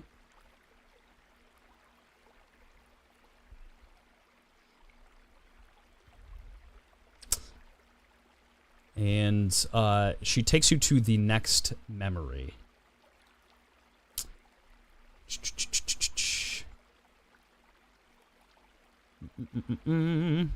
In which a knock at the door of Soliet's Manor in the middle of the night once more. This time, before Gray can even reach, the door, before he can even really leave his room itself, Soliet marches her way down and very kind of angrily opens up the door here. And standing in the center of the door, oops, hold on with the autosave, is Lord Eldrin in chains with a couple of golden knights leading him to the door. And this one knight on the right says, "We've been ordered to hand deliver him, Madame Soliet. He is to be housed here until further notice, orders of the king." And he hands a signed order over to Soliet, who very happily takes the piece of paper and smiles and kind of just brings her hand to the side and says, "Oh, understood, boys. Bring him right in." And they push him inside. Soliet guides him to the dining room here, and a couple of Mechalite or Soliet's guards just wait off to the sides here. She sits him down at a table, and Eldrin kind of just sits down and has a pretty comfortable smile on his face. And Soliet locks eyes with him and says, "At least you seem pretty chipper for someone who's going to be spending the lifetime in prison. Any requests before I put you to bed for the evening? I have quite a few ideas in mind for you come daybreak. You look like you have a pretty good eye for landscaping work." Although I do remember stating that the next time you come into the castle that it would be your last. But your father knows best, I suppose. Eldrin leans back in his chair and kicks his feet up on the table. And he says, "I think it's cute that my father chose you to keep an eye on me. He'll probably just tell the people in the capital that I'm training to become a proper noble and leave it at that. No one will come looking for me in the middle of nowhere, well, I would assume." And he pauses and looks over at Soliet. "One last chance, Soliet. No one would expect us to conspire now. Surely, come on, I mean, think about it." And she sighs and looks over to him and says, "I gave you my answer already, get up." And he says, "Very well." And he stands up. And she goes to spin him around. But as she goes to bring him around in a circle, a one of Soliet's guards goes up behind her and jabs her right through the stomach with a spear. She falls to the ground immediately, and he kind of gets right on top of her, grabs her hair, and places a knife to her throat. And Eldrin, looking very pleased with himself, just kind of lets out a deep sigh of relief and says, much better. Listen, Pavanya, was it? And he kind of just leans down to look at her. I don't give a damn how intimidating you are. You can only command by fear for so long. Sooner or later, the boogeyman just stops being scary. You know, I had a nice conversation with these gentlemen, and he points around to the room to the Mechlite guards, about a week before I came to visit you. The things they told me, they are terrified of you. No wonder you can't keep a man in the house. It's most unbecoming, really. And this guard walks up to Eldrin and releases him from his restraints. And he looks over to the knight and says, thank you. He leans down into Soliet's ear and begins whispering. You see, mutual respect and understanding is the way we should all govern each other as people. Listen, I gotta go. I hope your crony old bitch-ass soul arrives at whatever odd destination it's bound to go to. Know that you did your best in life, and I don't know. Okay, that's all I got. Really, you fucked up. You really should have taken the choice when you had it. Okay? Is the coach ready for me? And he looks over to the guards, who nod their head and says, good. Yeah, and don't be too messy with her. And he kicks her in the stomach and begins to leave. Soliet casts Fervir Rimikatho, which is the spell she used to take the life of somebody instantly before, and the soldier drops down to the ground lifeless. Another soldier runs up to her, and she casts a necrotic spell, completely devouring his skin and sending him careening into the table here, crashing. The soldier runs up to her. She slaps his blade out of his hand and sends a blade of her own directly into his side.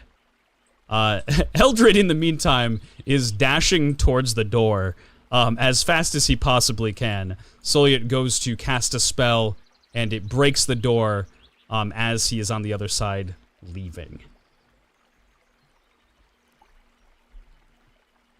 And as she casts these spells, she seems pretty drained. She falls to the ground, and Gray, the butler, runs downstairs quickly and screams, Medical attention! Medical attention, please! Please, someone! Someone help her! She's bleeding out on the floor! And Thames, this was the time you had spent, you had been at the castle for quite some time. You do remember specifically Gray screaming this up the stairs, although you really couldn't be bothered to leave your forge itself.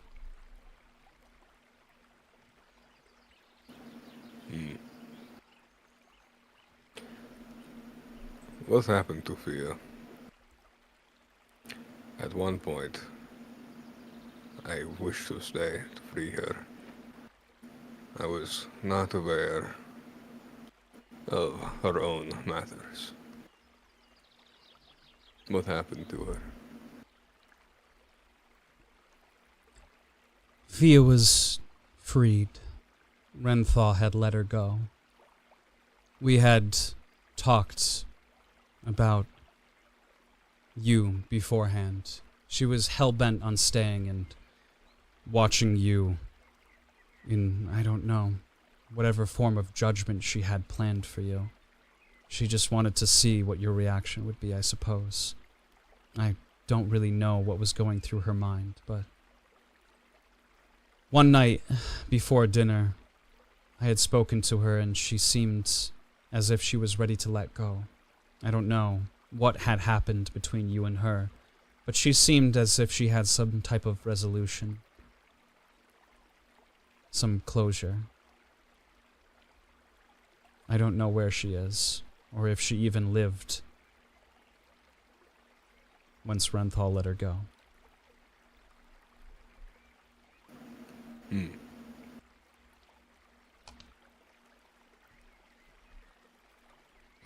If she was released in a mechalite, I doubt it was easygoing. Yes, well, I can only hope that she got far enough north, was able to escape the mechlite patrol. But I'll never really know that for sure.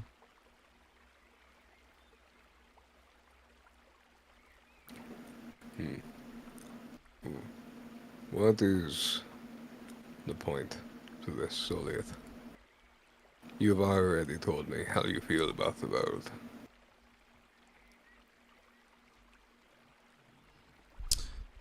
Yes, well, in the beginning, when you had arrived, I was hoping to keep you longer inside my mental dungeon.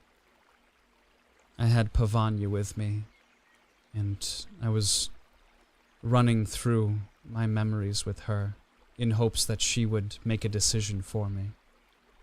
Unbiased. Fresh.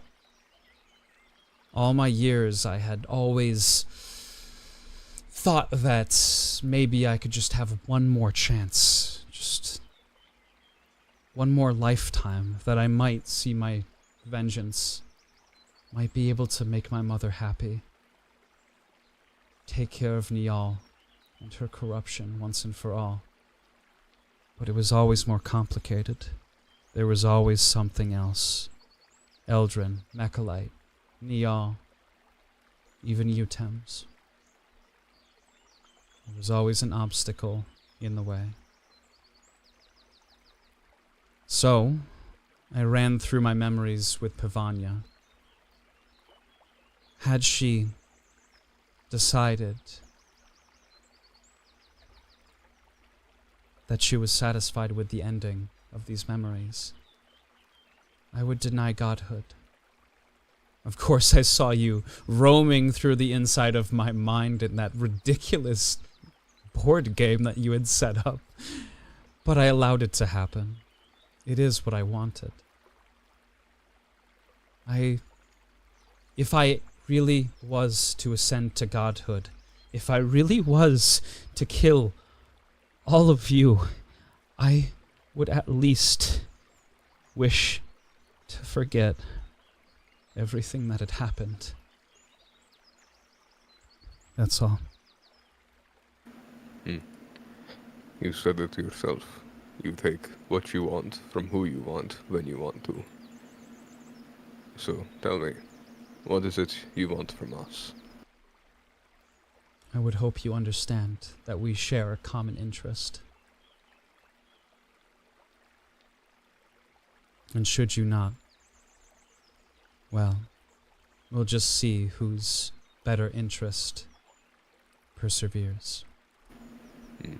You hold our life like they are a plaything. Do you truly need our assistance? It wasn't me. Well, with you, I suppose it was a bit different. With everyone else, though, it was never my decision. And she brings you to the next memory. It looks like he's about to fucking say something and then gets cut off by the memory.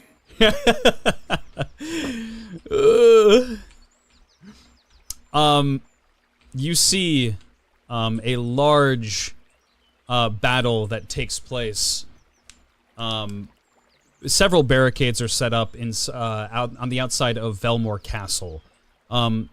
Plenty of golden knights are now dead at the exterior wall of Velmore Castle itself. And She looks over to Soliet looks over to Marth and states, "I'm assuming you remember this memory quite well." The Great Reset had taken place in Petovia, and war between Petovia and Mechalite had broken out.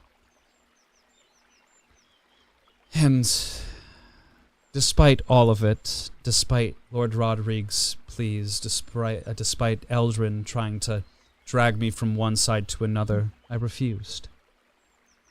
I just simply wished to live a life outside of all of it. I had a lot of planning going into Project Renthal that I needed to pay attention to, and a lot of questions that hadn't had answers yet as to how I could proceed forward with my own research.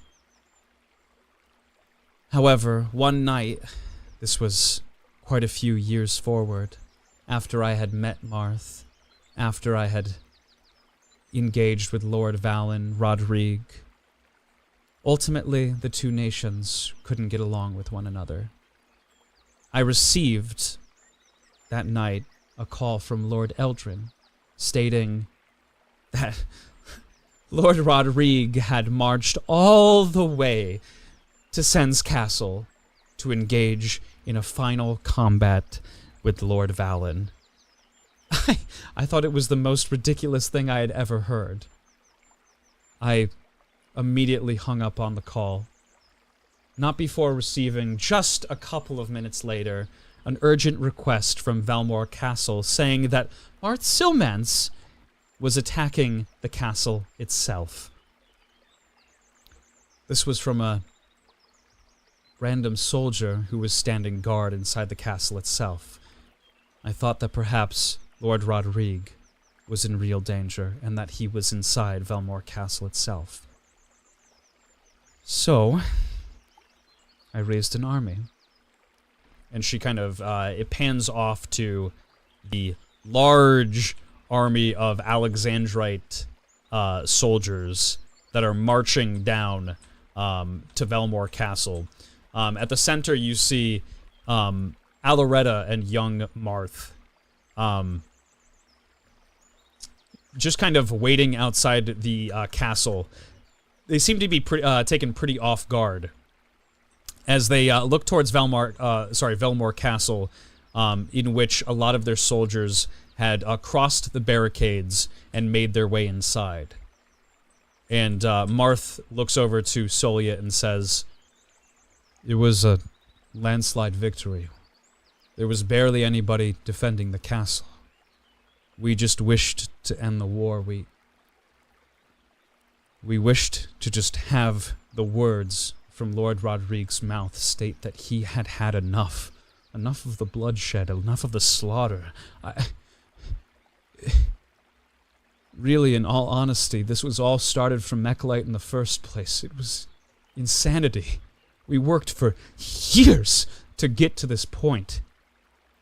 And finally, on the brink of victory in Velmore Castle, we sent our soldiers in. But when I called for them, none of them came. It was as if nothing was even there." Terrible things were there. And Marth looks over to you and he says, What do you mean?" I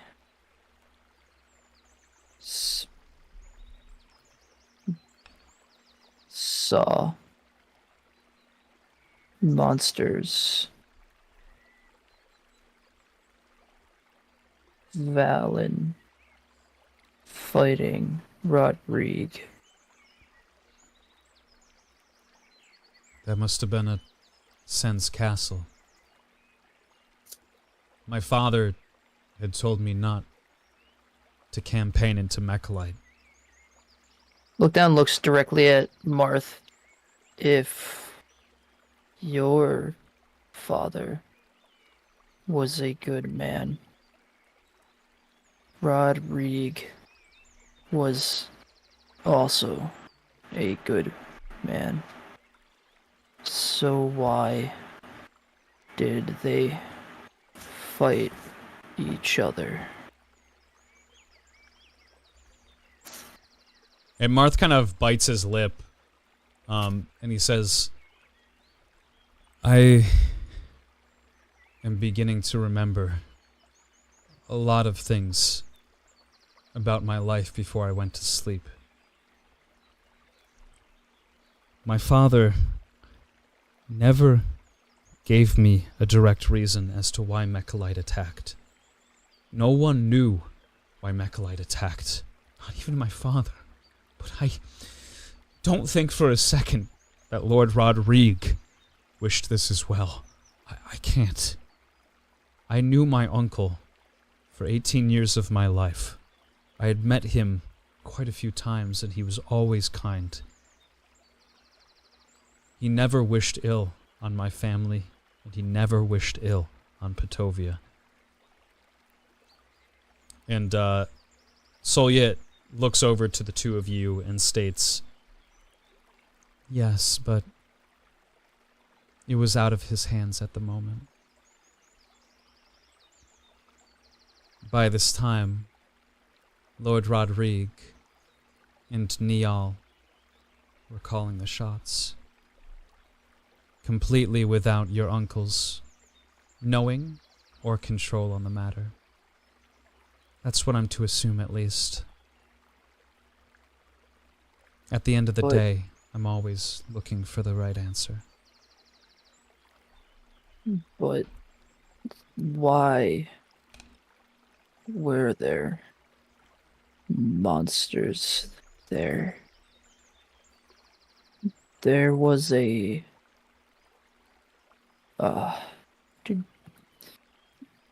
door, but like no other door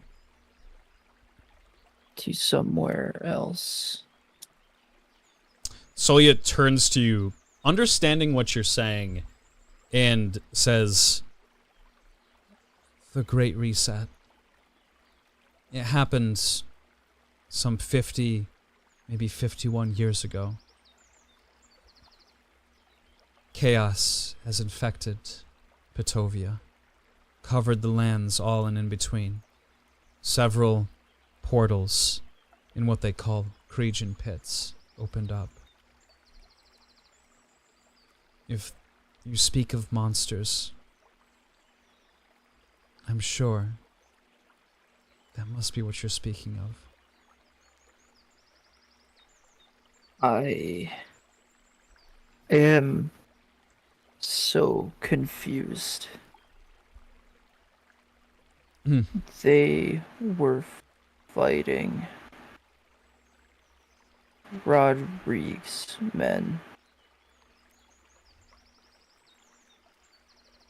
Were they on Valen's side? Marth kind of backs away and shakes his head. My father would never in a million years settle with chaos. Even if his country were to fall. You saw it in the memory before. Dealing with shady people, exceptions to the rules, my father was always straight by the book. He would never side with chaos. You should know better than any. And he looks over to Solyet, who kind of backs away, just ever so slightly, and states, your father, for what it's worth, was an unbearably honorable man. You, even more so, however. I can't claim to know his actions. I can't claim to know his motives. However, I can state that he loved his country more than anything, and he loved his boy even more.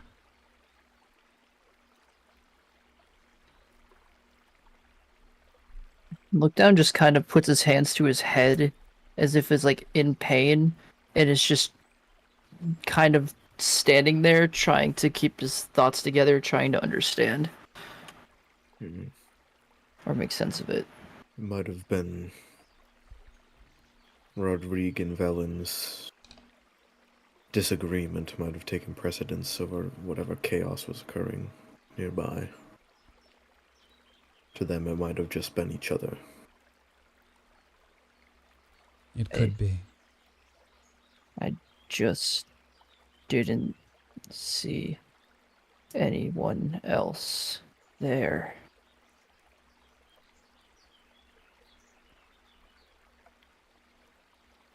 Not even any of Valen's house guard? No.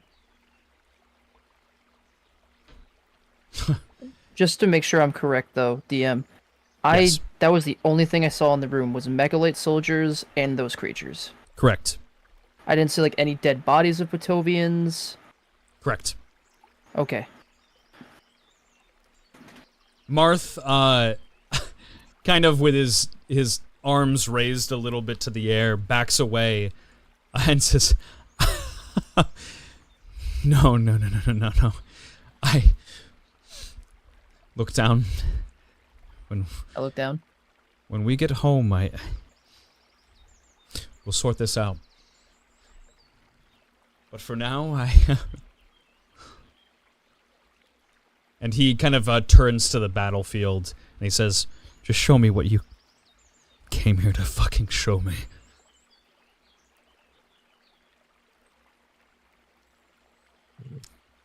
Man, I legitimately can't remember what was said between Rodrigue and Valen when they were fighting.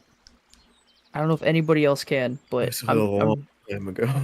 Yeah, I was just curious because I remember them fighting at the portal and words being said because I remember running up to the portal. Fuck. I suppose you and the audience are gonna have to go back, baby. Let's go. I know. I will now. Well, cause like just above table, there's a part of me that's like, I mean, I feel like I'm getting it from a Mechalite point of view, so I'm also like, I don't know. Ah, fuck, man. All right, I'm going back. Let me know if I miss anything. Yep. No, you're good. The battle ensues. Marth and Aloretta, you can see they are caught very much so by surprise. As Solia and her army move in, Aloretta and Marth get separated. Oh, what happened? You can't see them? the army. Oh, sorry. I got you. Yeet. Big army. Oh, there we go. There you go. Thank you. Marth and Aloretta get separated. Marth begins fighting several soldiers, and he is able to fend off quite a fair few. But at this point, he has already kind of exhausted himself in battle. Aloretta makes her way straight for Solia, with Didamia at her side, and she strikes down one of these berserk sentinels and brings it to the ground entirely. She fights Soliet in hand-to-hand combat, and eventually she falls. Out of kind of stamina entirely, Soliet drags... Or sorry, opposite way. Here we go. Soliet drags Aloretta over to Marth, who is now exhausted and on the floor. A lesser Alexandrite husk with his foot on Marth Silmance's head. Marth looks over to Aloretta with Soliet just kind of grabbing onto her collar. She tosses Aloretta down to the ground. Marth has kind of no energy left to him whatsoever. He wishes to cry out. He wishes to scream. But he just simply cannot, as if a bad dream. Soliet brings her scythe down directly on Aloretta's skull and kills her in front of Marth. A knight who is barely conscious, kind of and very much so crippled from the combat, crawls over to Solya and states, "Please, spare him. He could be of use to you. He could be of use to our cause. Please." And Solya locks eyes with Marth, who seems incredibly defiant. Kind of pierces right into Solya's soul itself. And she says, No, this one, if I left him alive, would be far too dangerous. Marth, finally collecting enough energy, looks up to her and says, "I remember you. I saw you before, which I will haunt you. I'll never forget. I'll never forget." And Solya brings her scythe down on Marth's neck, separating it from his body entirely. A few moments in the combat pass, and she grabs Marth's head and kind of brings it up to the rest of the Alexandrite husks that are watching. They all seem very, very happy in response, cheering on. And as she turns back around, she sees a small blue stone fall out from his pocket, and his head slowly grow back into place. In surprise, with Marth Silmance's head in her very own hand, she looks over to the soldier and states, Perhaps he might be of use after all.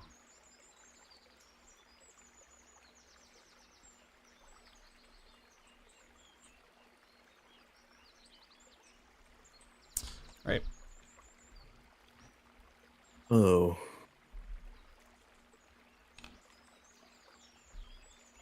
And Marth kind of tries to get at Solya. He runs, he tries to run past Look Down. Pivot's gonna fucking put a hand on his chest. And Marth, just in a very angry, trying to just push past as forcefully as possible, he just says, "You bitch! You bitch! You killed her! You killed her! You jeopardized everything! It was over! It was all over! Damn it!"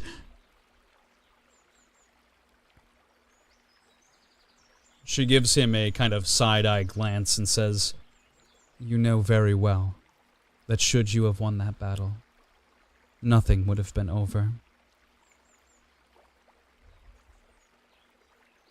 Besides, I spared your life. My goodness.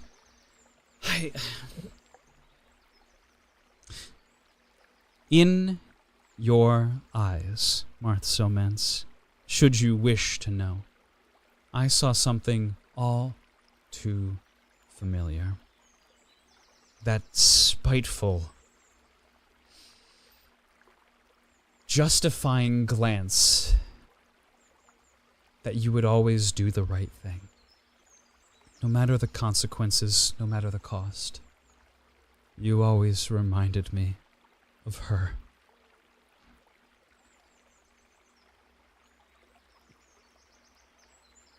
And I suppose deep down inside I always held some type of resentment towards you, for that matter. For you always had some type of orderly, gentlemanly, chivalrous response to anything you had ever said. And to most people, when they offer a hand to a lady, when they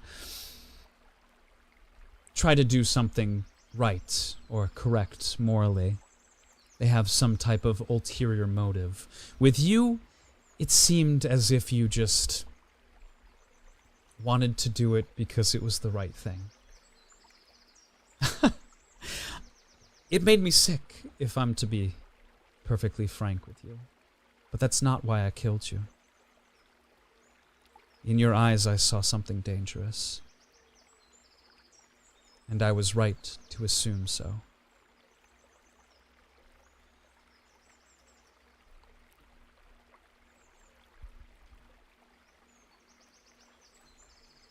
Dangerous, huh?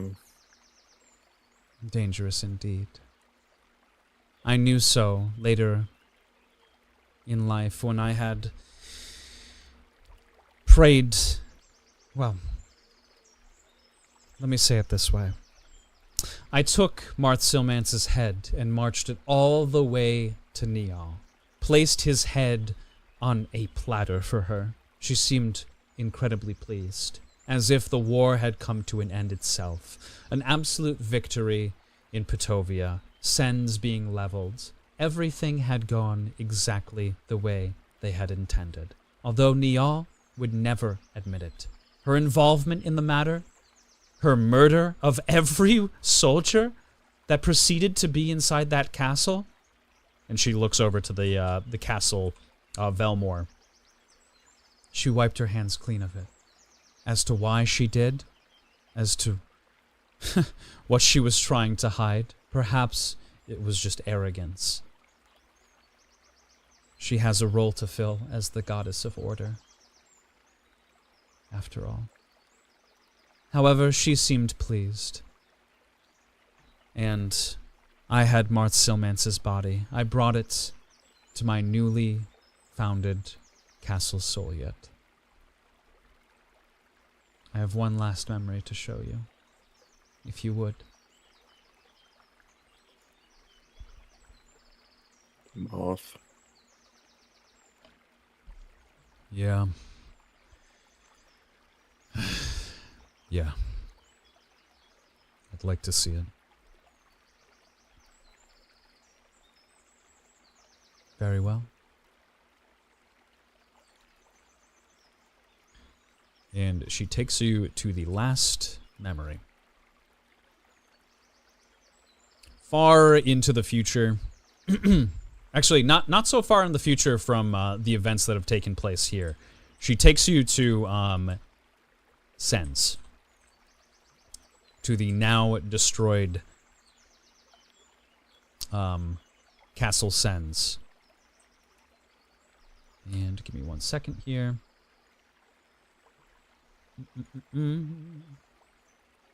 You see now Soliet standing at the main road of Sens itself, alongside Lord Eldrin, who is wearing the attire that you had now seen him to wear today, Pivot. And scarred so early. What was that, sorry? He was scarred so early. Something had happened in the war to Lord Eldrin. He was shameful to talk about it. Always very sensitive about it. But it affected the way he looked, the way he spoke. He always covered himself up after the fact. Said that he wanted to always look like a proper and noble Mechalite king. I never asked him. I was never all that interested.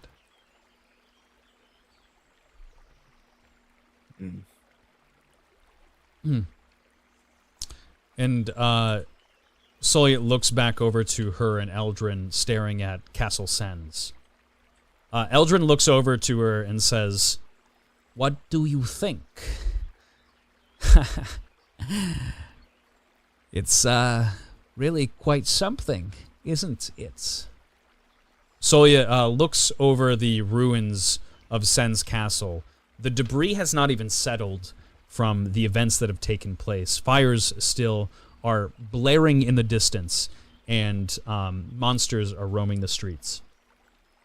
And Soliet replies, "This city was built on a dream. And it ended in a nightmare. Solyets, come on now. You didn't answer my question. It's terrible. Disgusting, even. There. Now, was that so hard?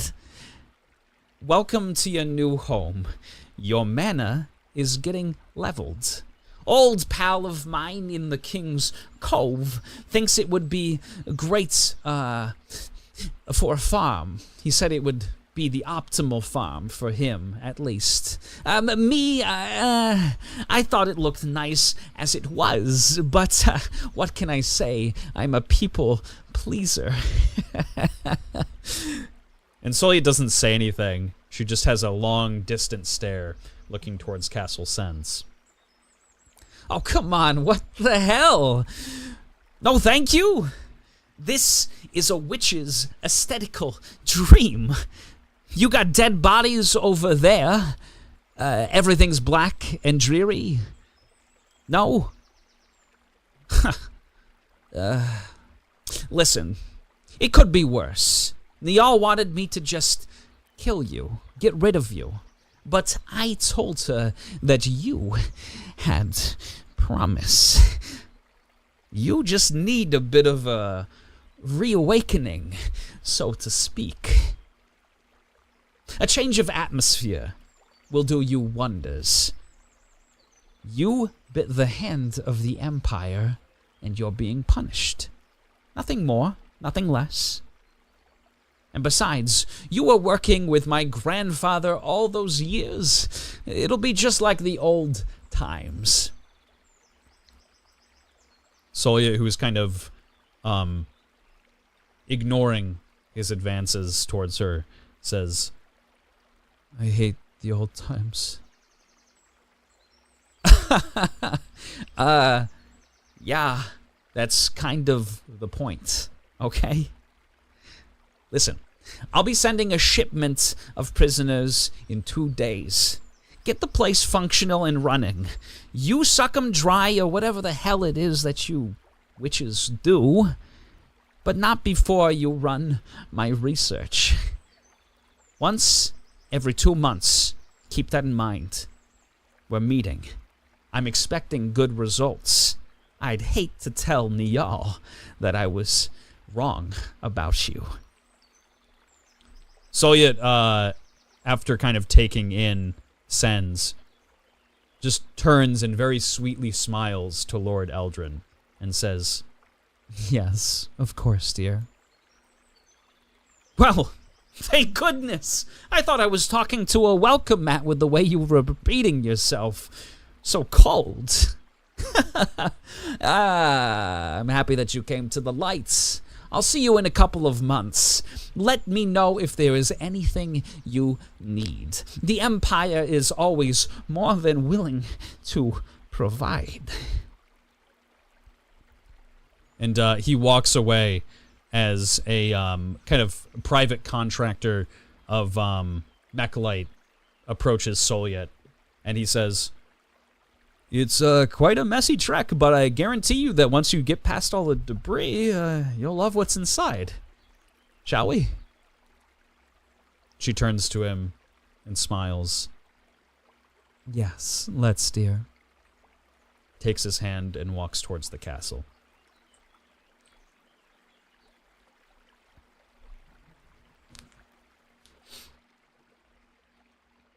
Ain't that a fucking laugh? I wish I could have told you. But there were more important things in my mind. I hate to say, but ultimately my priority was getting revenge. Stopping Niall. And any risk, any sort of risk and jeopardization, I wouldn't. I'm sorry.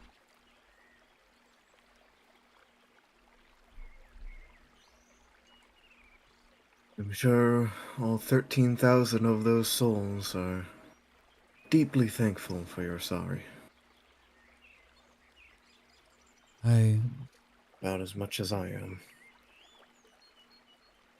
admit it is 100,000 Patovian souls that I house within that body. But that is why I brought you here. I am on the brink of ascending to godhood. In all the years that I prayed to the Creator to save Lord Silmance's life, to craft him into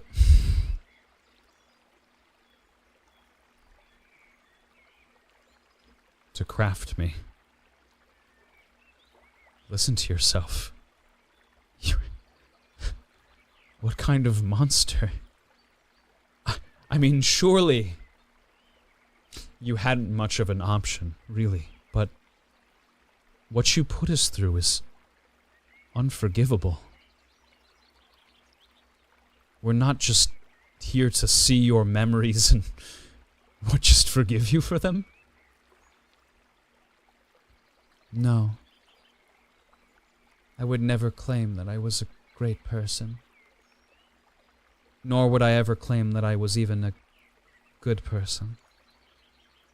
However, I've always had a noble goal in mind. Marth, when I took you home, I cared for you.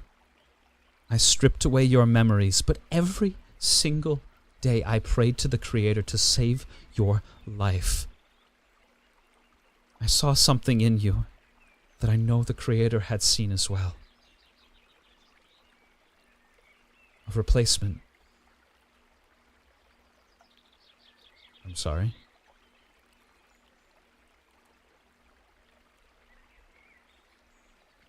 The Book of Naterna, by the time I had been done written it, was only 2 spells.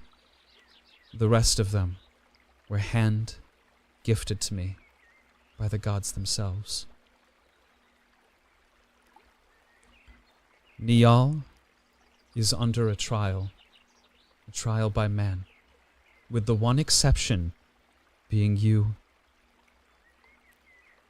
and the rest of your party.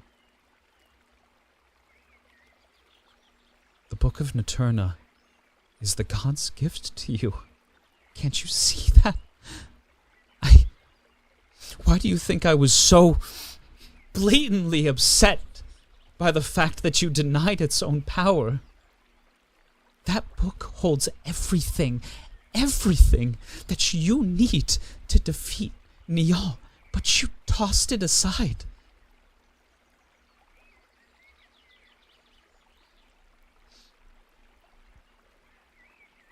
As far as Prisoner Point 5, you came to me, and I do not remember who brought you, why you arrived at the castle. However, when you did arrive, I was under the directive to experiment on you, to take your life just like I had everyone else. But in your body, and I know you've seen it now,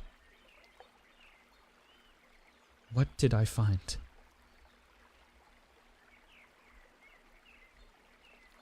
A monster.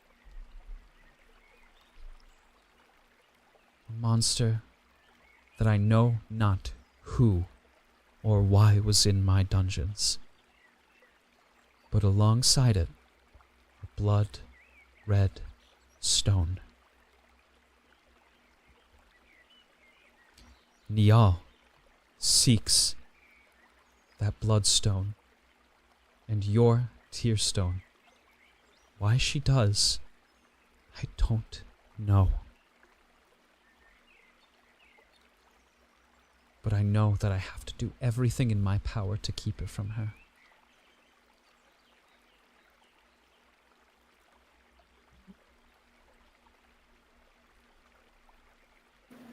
There is another factor. We saw the battle. We heard so much of what happened in the Sin's betrayal and what you did. But if I recall, another figure came to be. One that we'll likely face in the future. You know who I'm talking about. Who is he? Who is that? I'm sorry. The Radiant Knight. The Radiant Knight. I'm afraid I know little more than you do about the Radiant Knight.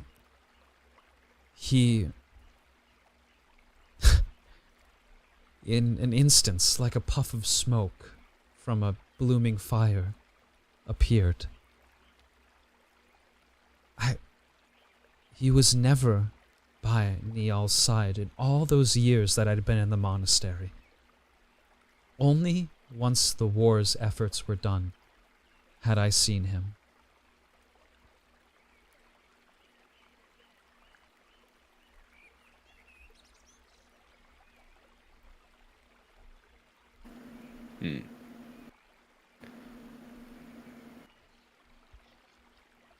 Is it not eye-opening to look upon us and see all that we have went through? All that was done to us, all that we did, all the power that was offered to us. A situation not unlike your own, and see that we chose the right path, and you did not. I deny that I have not chosen the right path. For 400 years, I have been on the right path.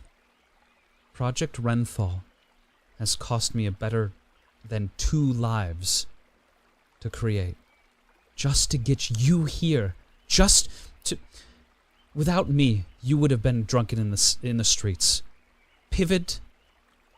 Who knows? Only your mother. As to where you would be. Marth Silmance. Should you have entered that castle, Nial would have disposed of you. In Prisoner Point 5. I don't even know. The trial you put us through by fire did not help us. It did not forge us into something better. It was torture, nothing more. We only grew whenever we escaped you. Can't you see that I had no other decision? Those experiments? Those tests? All those years inside my castle? I never wanted any of that. Lord Eldrin forced me to conduct them.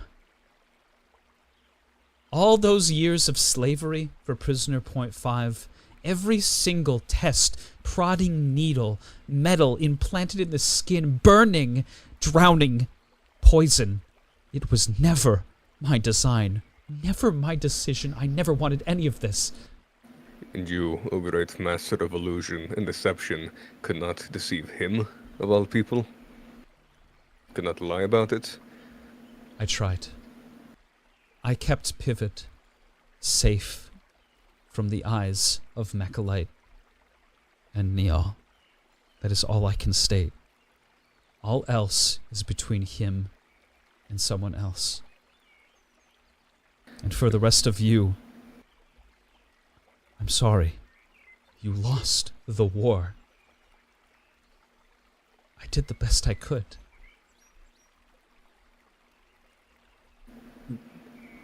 What do you mean between me and someone else? I promised that should you arrive at the Sending Tower to stop me, as you have now, that you would have a private council with your mother.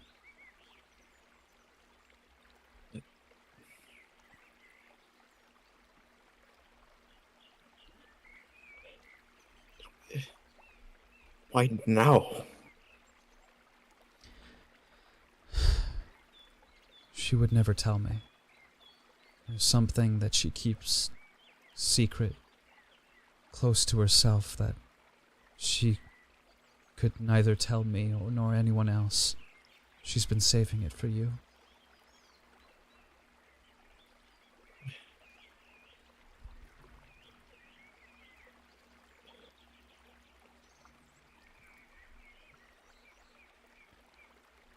Do you wish to speak with her? Of course. And she kind of sadly puts her eyes down to the ground and sways her hand to the side, revealing a door for you.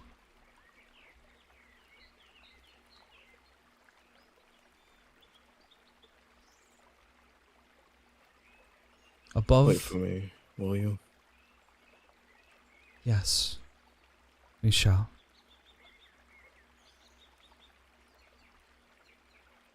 Steps towards the door.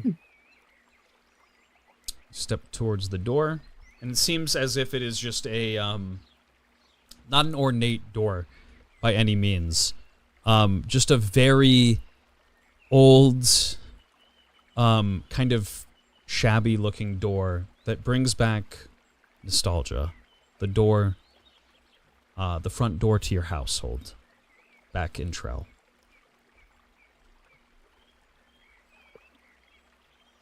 David kind of lays his palm on it for a second, seemingly lost in thought, before he quickly grabs the doorknob and swings it open, stepping through.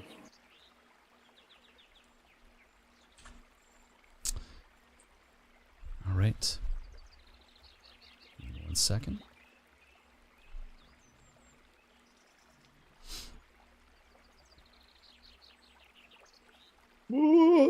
Whoa. And Pivot, as you step through the door, you arrive inside a circular library. 2 waterfalls begin kind of pouring down from each side as several several wavering chain lightnings ignite themselves inside the room itself. It's not even my fucking spell. You can't escape. Why is that here? Why is that here? And after a moment, your mother walks through a door as well and appears on the other side of the table. And ladies and gentlemen, I'm going to be dragging Pivot to a private call just very quickly, for this is for his ears only. And I will also be right back. I'm just going to run to the bathroom quick. If you guys need to grab some snacks, audience as well as players, make sure to do so. And we'll be right back.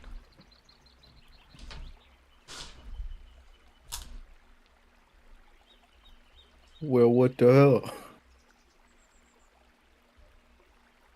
I wonder how many turns I get. I wonder how many turns I get when we go back to me. Ooh.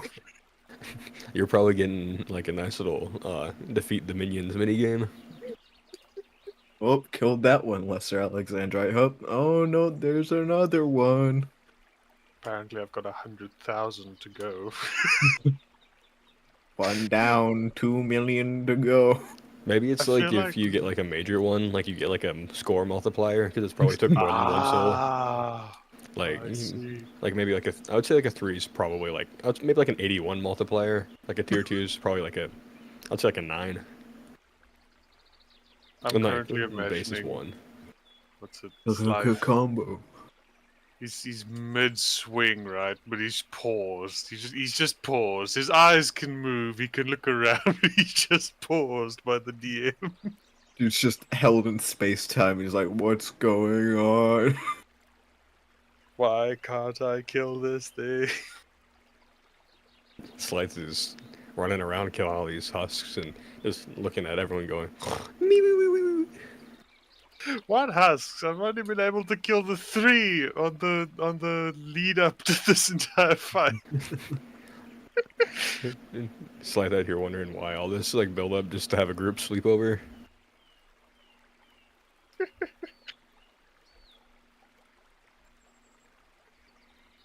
Hey, cat. Got any commentary? Hey. Ooh. What? All right, Mr. Pivot, Hello, sorry. are you ready? No, but let's do it. Perfect. I'm gonna drag you to a separate voice chat here. Let's see. Oh. And ladies and gentlemen, I am going to be muting myself in the stream, and we will be seeing you in just a couple of minutes.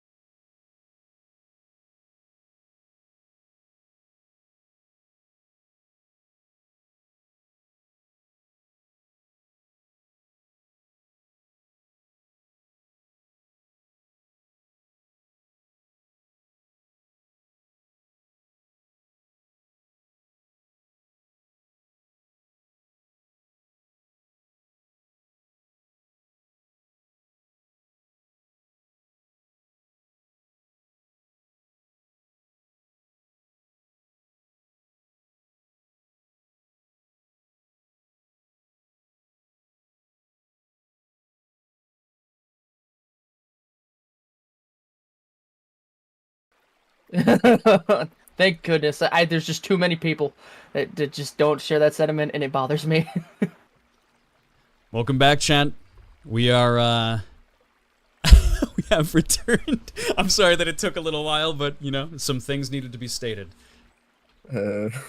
Wait, did you not stream that? Nope. No. What the fuck? Josh is gonna go watch it later. No, I just... It's about 30 minutes of conversation. Yeah, I apologize, chat, for the silence for all those 30 minutes, but some important stuff needed to be talked about. Couldn't even have our conversation in there. Just in the background. Sorry, more like Michael and... Yeah, but our conversations through a lot of speculation that the chat perhaps does not need. Alright. Shit's fucked up! That's the long and short of it. Don't worry, it's worse. Smile. I'm not surprised. Remember, if there's one takeaway from the conversation we had, it's that I better be hearing, Marth, I am your father. You broke ass bitch with your yee ass haircuts. I fucking hate him! Keen! I already hate him! Why are you making it worse? I already fucking can't stand this guy. Let's go! Alright. You're like, yeah, no, let's just fucking make it even worse. I'm like, I get it! He's a piece of shit and we're gonna kill him! But like, can we... Maybe if you got your money up and notch your funny up. Oh my god. Pivot, as you go to embrace your mother, you fade and form right back over to the party.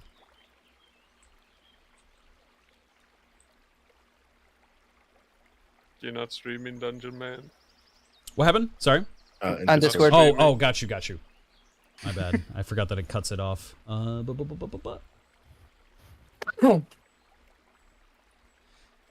you are. I also turned the fan again, so let me know if you wind tunnel. It'll be beautiful. Alright, I'm not here. I'm poor.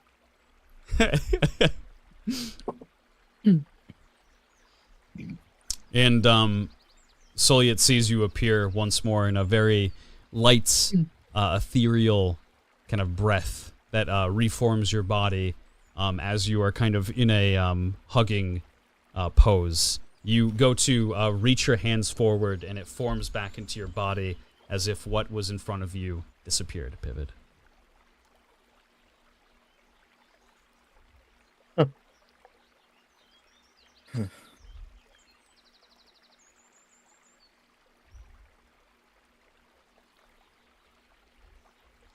Zoliot. Yes. Swear on her life, how much did you know? Or guess? I could only ever speculate. I knew that those stones were of importance to her, but your mother never told me what they meant, what her intentions were, and why she did what she did. She always kept it to secrecy. I swear on my name.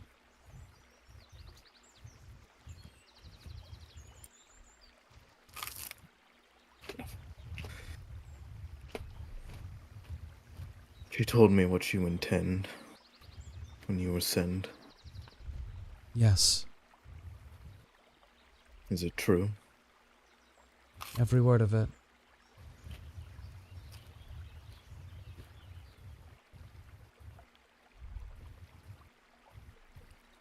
The decision is yours to make.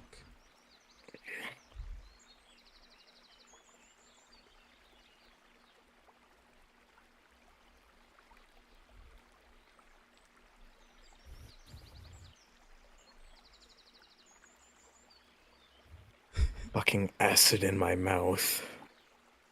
But fine. I'll let you go.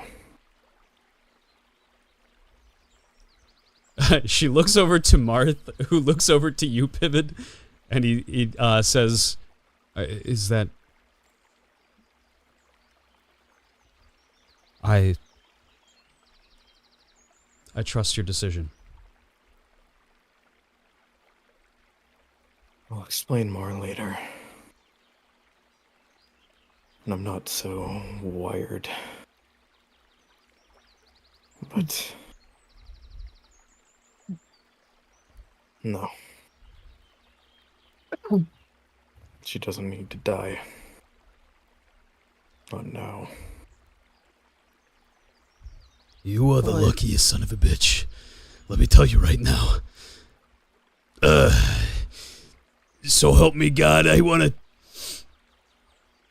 If I wasn't being held back right now, I'd probably beat you up right here, right now, but I stand by the decision of everyone else. Forbidden soul. And Alice's.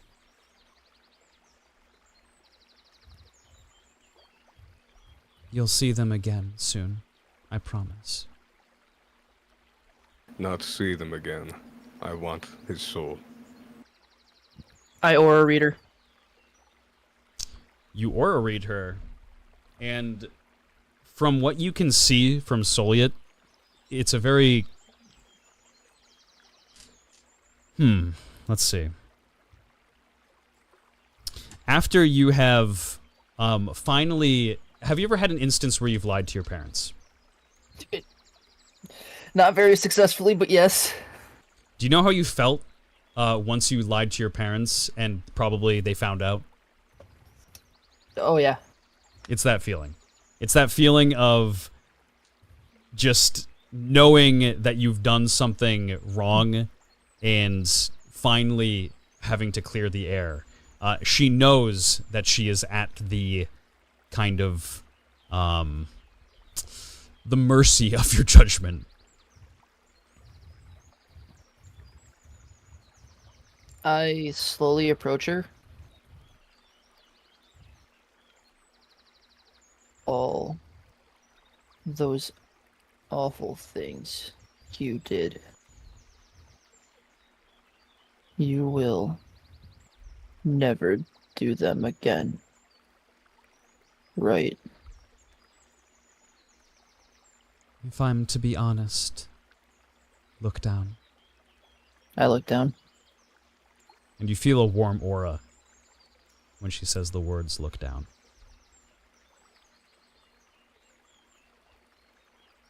I wouldn't even have the opportunity to. Not that I have the desire, mind you.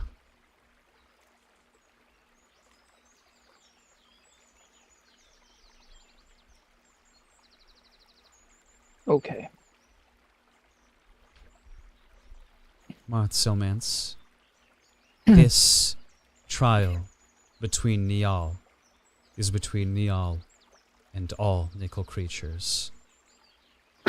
Mortal creatures. I will not be able to assist you, nor will I be able to once I resurrect all the bodies that are within me. Tell them what to do. I have no say, I have no sway in such matters. Hence, why Forfoden risked everything just to assist you. It'll be up to you all to command them once they reawaken. I try to summon Serviad. You go to summon Serviad, and you cannot.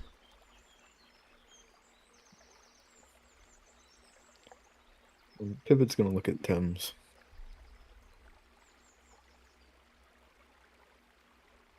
If Forfoden could be restored to true mortal life,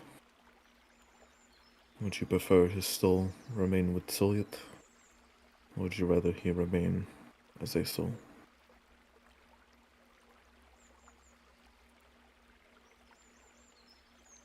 Would I prefer if he remained a soul or if he stayed with Soliet?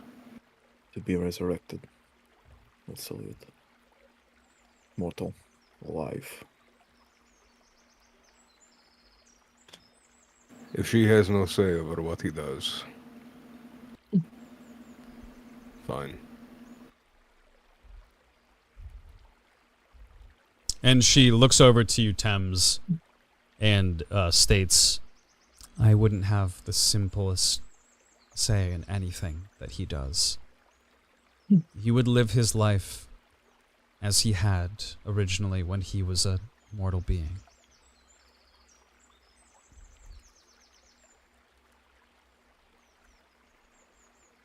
Would he remember his godhood? He would remember everything. Fine then. Well, I'm happy we could all come to an agreement then. She drops her spell. A 5th level spell by the name of... Give me 1 second. By the name of... Renee Rebirth? Don't fuck us with this name. Give me 1 second. I have to go to a certain doc.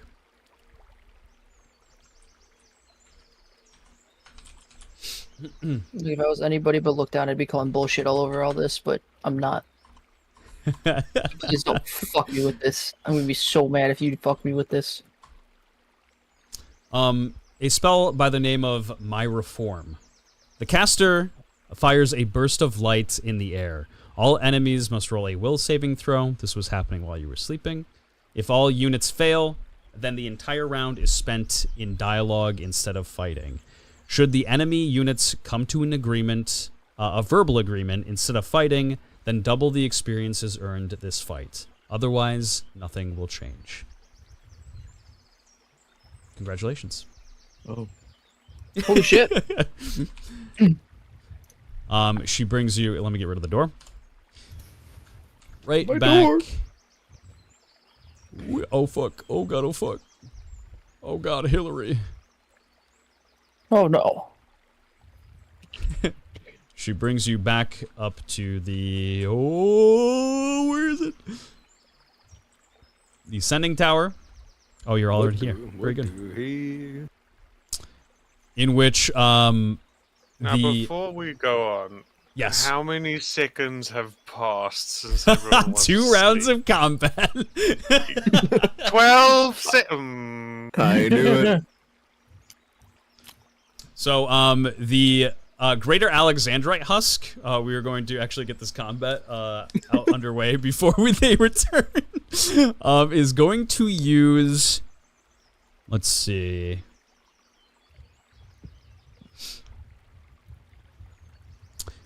it's going to use...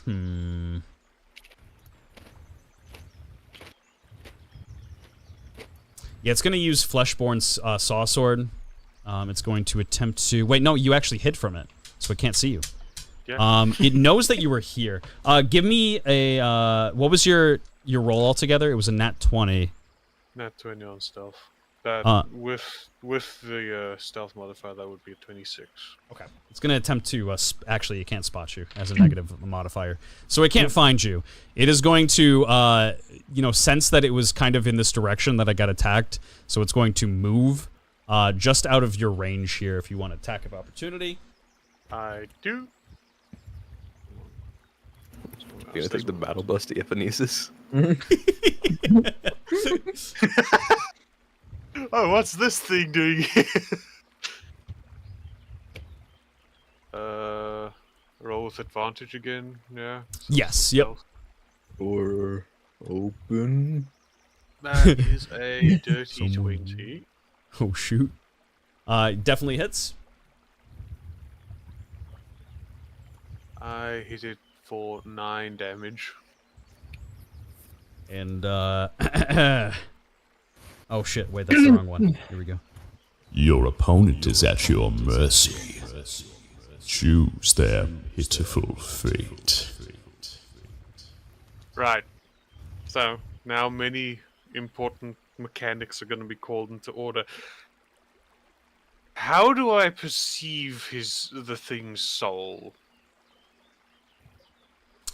How do you perceive its soul? So, what you kind of perceive from attacking it, whatever means you wish to try to kill this creature, its soul protrudes from its body.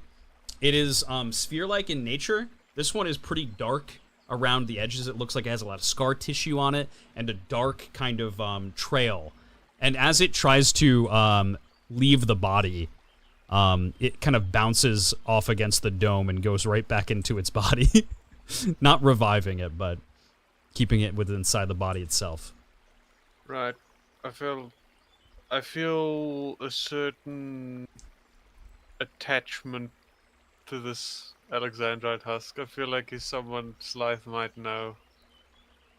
But regardless, Slythe will do one thing and one thing only. He's going to tear that fucker's head off with his blade whip arm things, and as the soul leaves the body through the neck hole, he's going to chomp on it and swallow it, and then as the lifeless corpse, well, now properly lifeless corpse, drops to the ground, he's going to split it in half with the other 2 tendrils that he has. Oh shoot, okay, let's go. He's just going to stare. Did he feel the soul try and return to the dragon? The soul originally tried to return to the dragon, but bounced off the dome, yes. Yeah. As it... Well, what's it? As Slythe killed it, right before it actually... Well, yeah, when he saw it was starting to go towards the dragon, he immediately swallowed it. And he just looks at the dragon very angrily, and he just says, "Mine." And he starts again. Beautiful. And the dome falls, and everyone wakes up from their dream.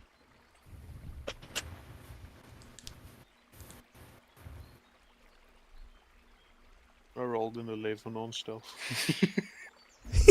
Go to stealth again. Let's see. On return. Bro, I am an absolute legend of rolling nat ones today. Like, this is crazy. It rolls a nat 1, which altogether is an 11. That is exactly as much as needed to see me. So she sees me glowering over the corpse of her, just covered in its juices or whatever was inside of that thing. And she kind of just spots you hovering over this thing, laying into it, and she just looks back over to the party and she says, "Right, well, I suppose there's only one thing left to do then." My eyes immediately lock on Forfeitin's body. You'll need to let me ascend first, and you all need to get out of here. I've never lied to you before. I've always come through on my promises, and I will again.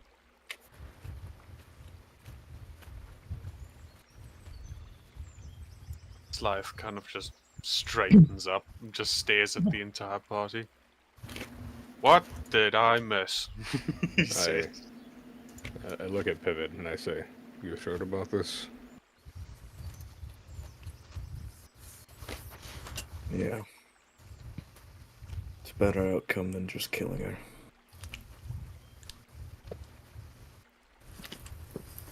I think, on this point at least, she can be trusted. I do not trust her. But I trust you enough for this.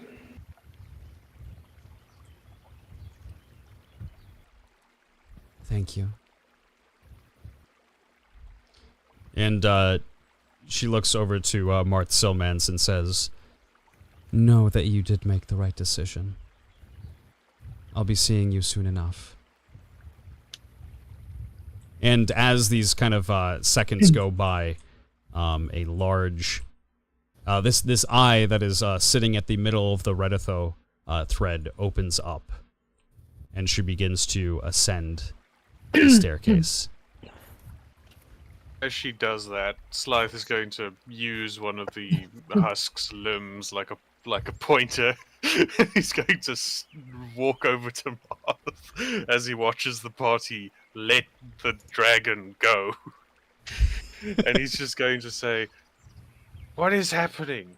We were here to kill it. That is a monster that summons an undead horde." stole the continent's souls. And you are letting her leave. Well, from a monster to a monster to a monster, I suppose we all have our faults, and while I can never forgive her, while none of us probably will be able to, she is working in our better interest. How noble, I say with distaste.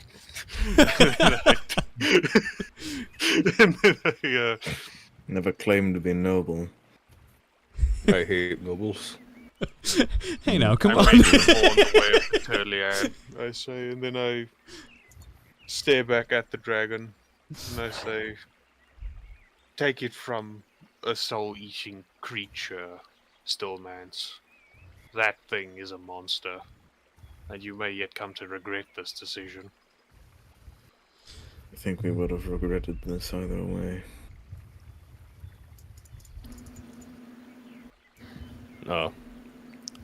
While this is all happening, I'm going to pick up RH Deliverance. I'm going to yell over to Max and say, get over here quickly. Yep, okay. I hand one of the, like, gigantic mauls to Lookdown. I hand one to Maxwell, and I pick up two. Look down, give me a strength check really quick. Oh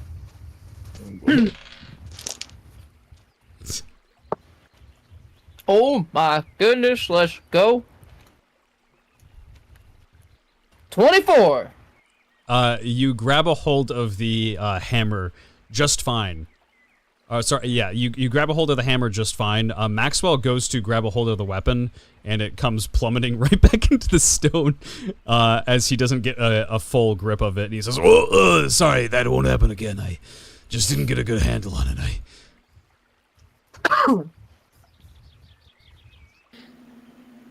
Drop it again. Maxwell, I say this with the most seriousness I've ever said. Drop it again and I will kill you." Oh, fuck. No intimidation roll needed. Maxwell goes fully on the ground and grabs it in between both arms, wrapping it around his body, and he has like just a grip on it as he kind of just holds it completely just directly against his body. It holds the spirit of my father. Oh.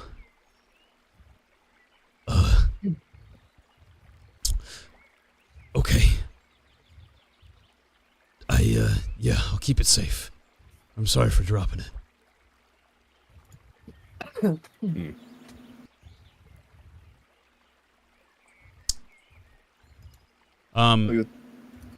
Go ahead, sorry. You tell the horde to stand down. Worry not. They've already been told. And lo and behold, as she's ascending this tower, these Alexandrite husks begin to turn into lifeless bodies and drop to the ground as corpses. Is there like a river of souls that floats through the Yeah, that are like returning right back through and like towards Soliet past you. Yeah, I eat one. I just like pop up, open my mouth like a shark jumping out of water and munch one. Apples.